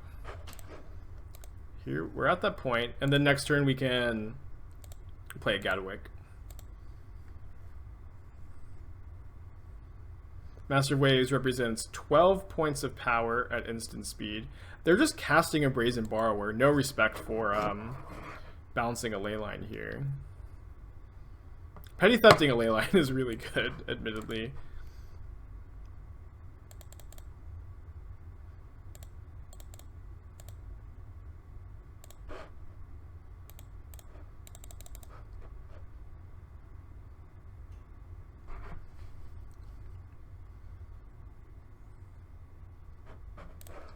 I'll negate a dispute, but I think we're gonna lose this fight, and hopefully we can at least resolve a Gadwick for 3 or 4.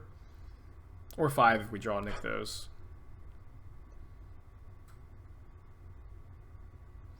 Huh. Okay. I mean, they're very likely going to be able to find a counter spell off this dig through time, but probably find a few cards off Gadwick here. Oh, it resolved. Wow. Okay. So they don't have a mystical dispute in their hand. I'm going to go ahead and draw 3 cards. And then I'm not going to attack with the Master of Waves because... Ooh, awesome, Nykthos. I'm not going to attack with Master of Waves because I want to play around a Azurius Charm. But attack for 10. Opponent very likely going to need to use a Supreme Verdict this turn, which is kind of a 2 for 2 because they lose their Brazen Borrower. Brazen Borrower just doesn't quite seem worth a card to me in this matchup or in blue-white control. You need to deal with their permanents permanently. If Borrower could block any creature, I'd be way more in for it. Okay, no Teferi, no Teferi, no Teferi, no Teferi, no Teferi. Awesome, no Teferi. Cool, well let's pass. Probably going to play out like the 3 creatures at the end of my opponent's turn, and then hopefully they use their mana dealing with that, and we get to play a gigantic Gadwick.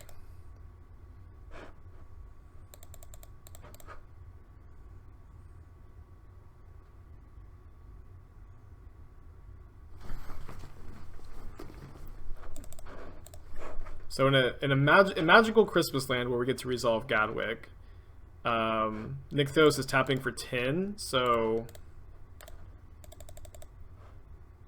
we get to draw 11 cards. That's crazy. We probably would just draw like 9, so we could hold up a counterspell too.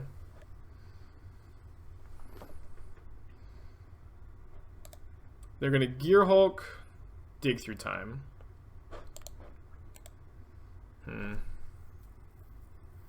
Don't love this.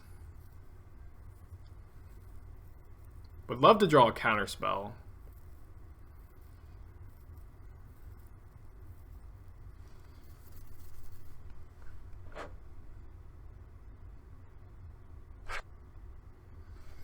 Alright, untap.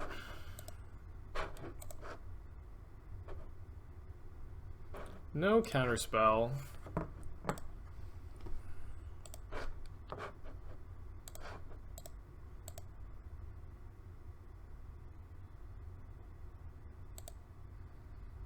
Now what? Surely they have an Absorb. That would be like a one that they would really be looking for off of their Dig Through Time.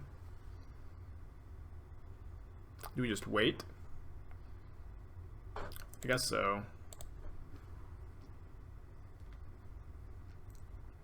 Wait to draw a counterspell of our own or have our opponent tap low. Well, I will play around a Mystical Dispute. I'll play Gadwick for 6 cards here. That way we could beat Double Dispute or pay for Double Dispute.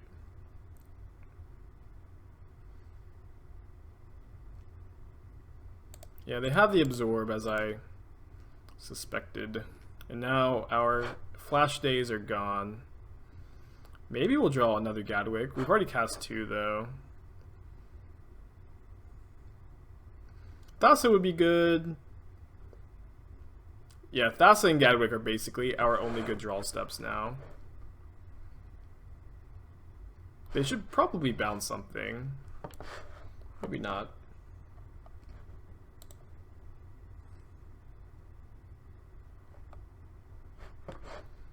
They decided to bounce the Brazen Borrower. Bounce the Brazen Borrower. Okay, Gadwick or Thassa off the top. Come on. And our opponent also, you can't have anything. We'll just draw a counterspell. Okay.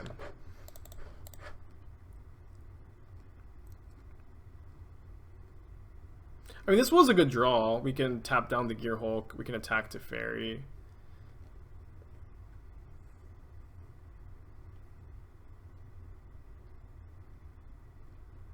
It does look like our opponent is considering countering this.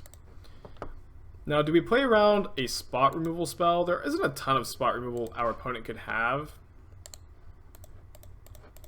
Let's think about it.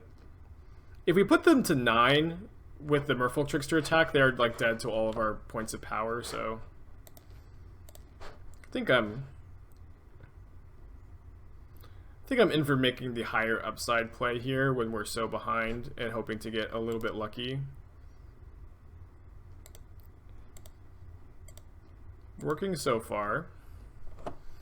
It's working.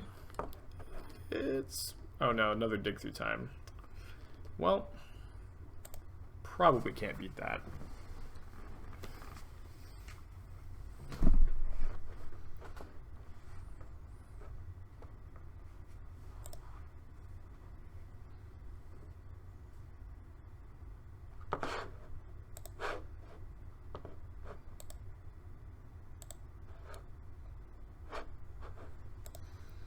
Pretty aggressive attack.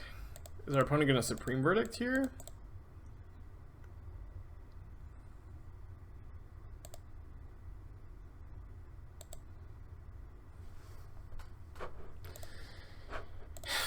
Okay, well.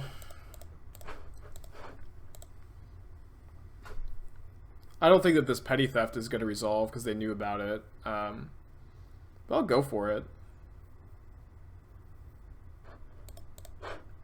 And then Thasa's probably not good enough anymore. Oh, negate. That couldn't have protected the petty thefts. Alright, GG opponent. Sad we did not get to 5-0, but I think it was still a very good showing for the deck. This deck is super powerful. It's doing some very, very cool stuff. I think it's a ton of fun to play. I really would recommend you picking this deck up. If you enjoyed the video, consider subscribing and consider supporting me over on twitch.tv/Aspiringspike. I stream Monday through Friday from 8:30 a.m. to 1:30 p.m. Central Standard Time. Hope to see you guys there. Go ahead and open these treasure chests and call it a video. Got 65 play points, a Wormcoil Engine, a Crux of Fate, and other cards. Alright, I've been Aspiringspike. Hope you learned something, and I will see you guys next time.